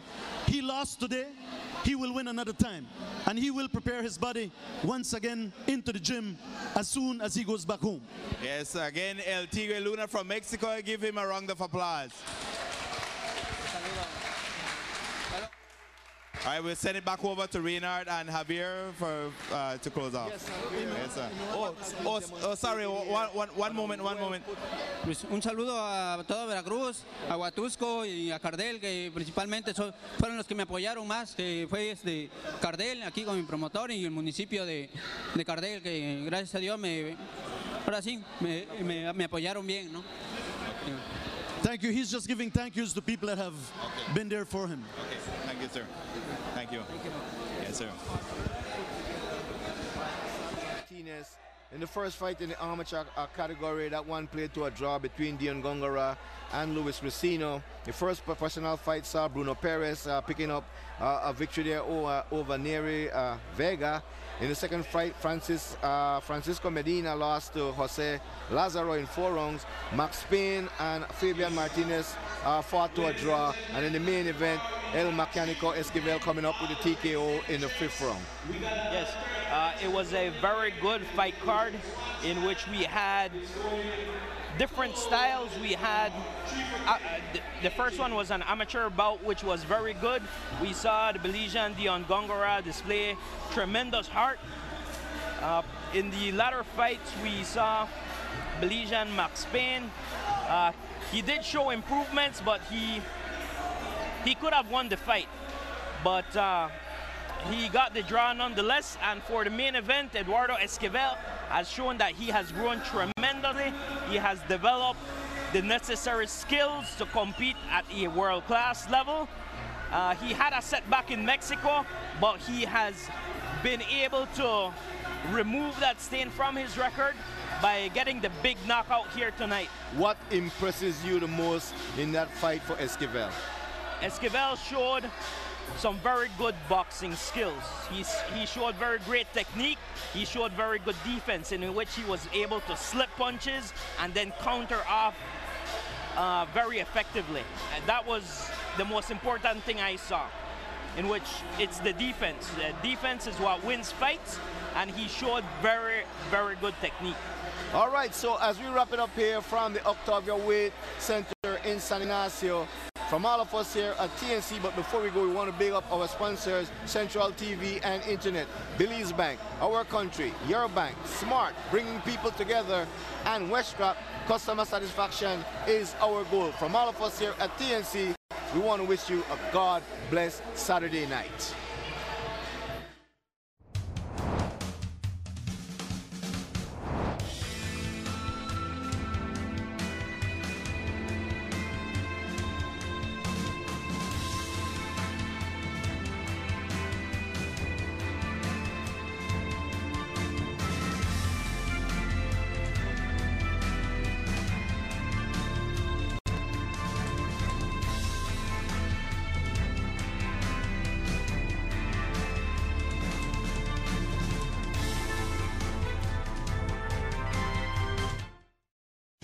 Save big this Easter with Central TV and Internet.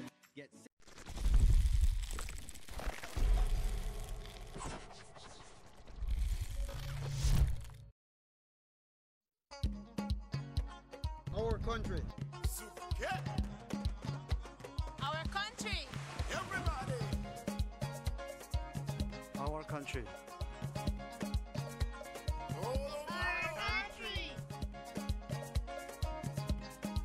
Our country.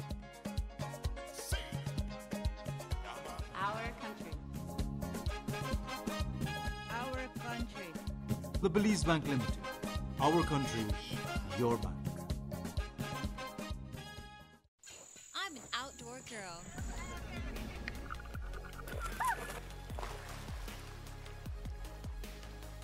And sometimes, I'm an indoor girl.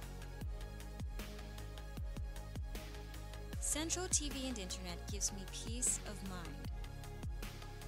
And that's something I think we all could use a little more of. I need a service that can keep up with my busy lifestyle and is fast enough to keep me moving forward. My life is full of change, but change is good. I might not know what's coming tomorrow, but I'm blessed to have what I have today. And that's exactly why I keep it central.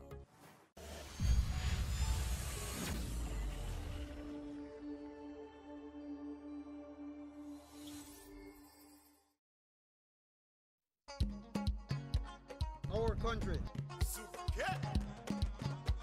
Our country. Everybody. Our country.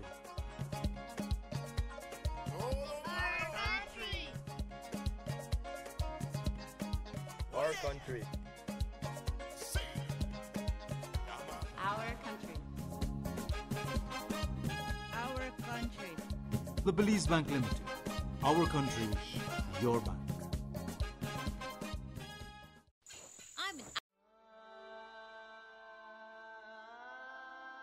Wondering what it feels like to be in the clouds? Then let's go on an exciting tour and experience a great new adventure. TNH Tours Belize offers a variety of horseback riding combined with caving, canoeing, and personalized tours.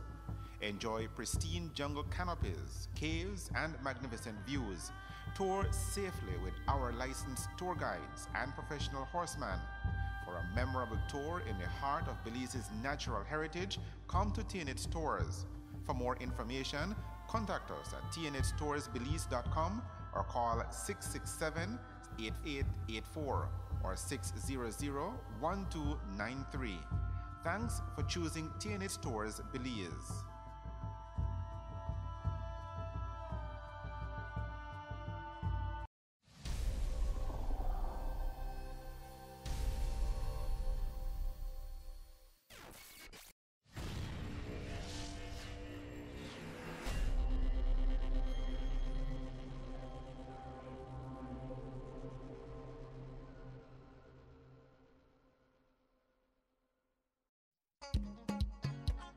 Our country.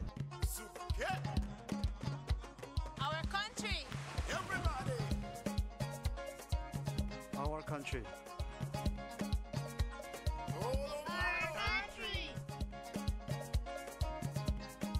Our country. Our country. Our country. The Belize Bank Limited. Our country, your bank. I'm an outdoor girl.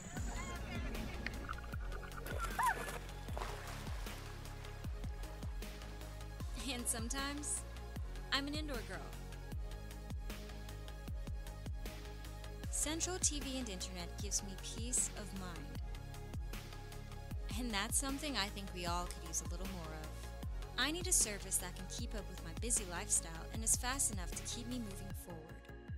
My life is full of changes, but change is good. I might not know what's coming tomorrow, but I'm blessed to have what I have today. And that's exactly why I keep it central.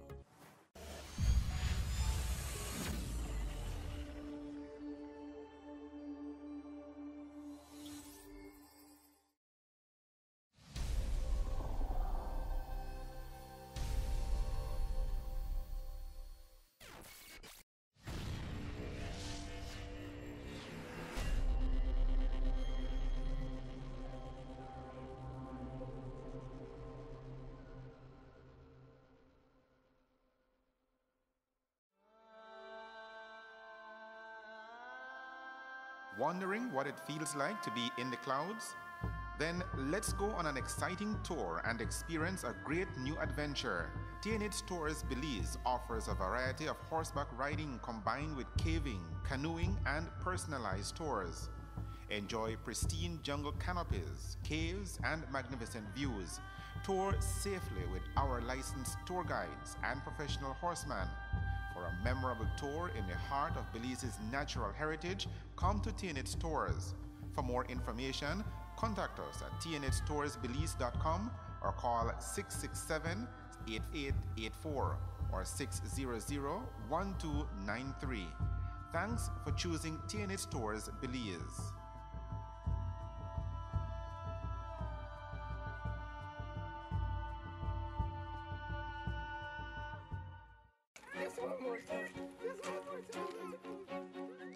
Being away from family doesn't mean being away from home. And the greatest gift we could think of was keeping you connected to the ones you love. Daddy? Hey, baby. Hey, Daddy. Make sure you send us a lot of videos. Tons of videos, tons of pictures. I'll see you soon, okay? Love you. Bye. Yeah, love you. Look at the horses. Look at the horses.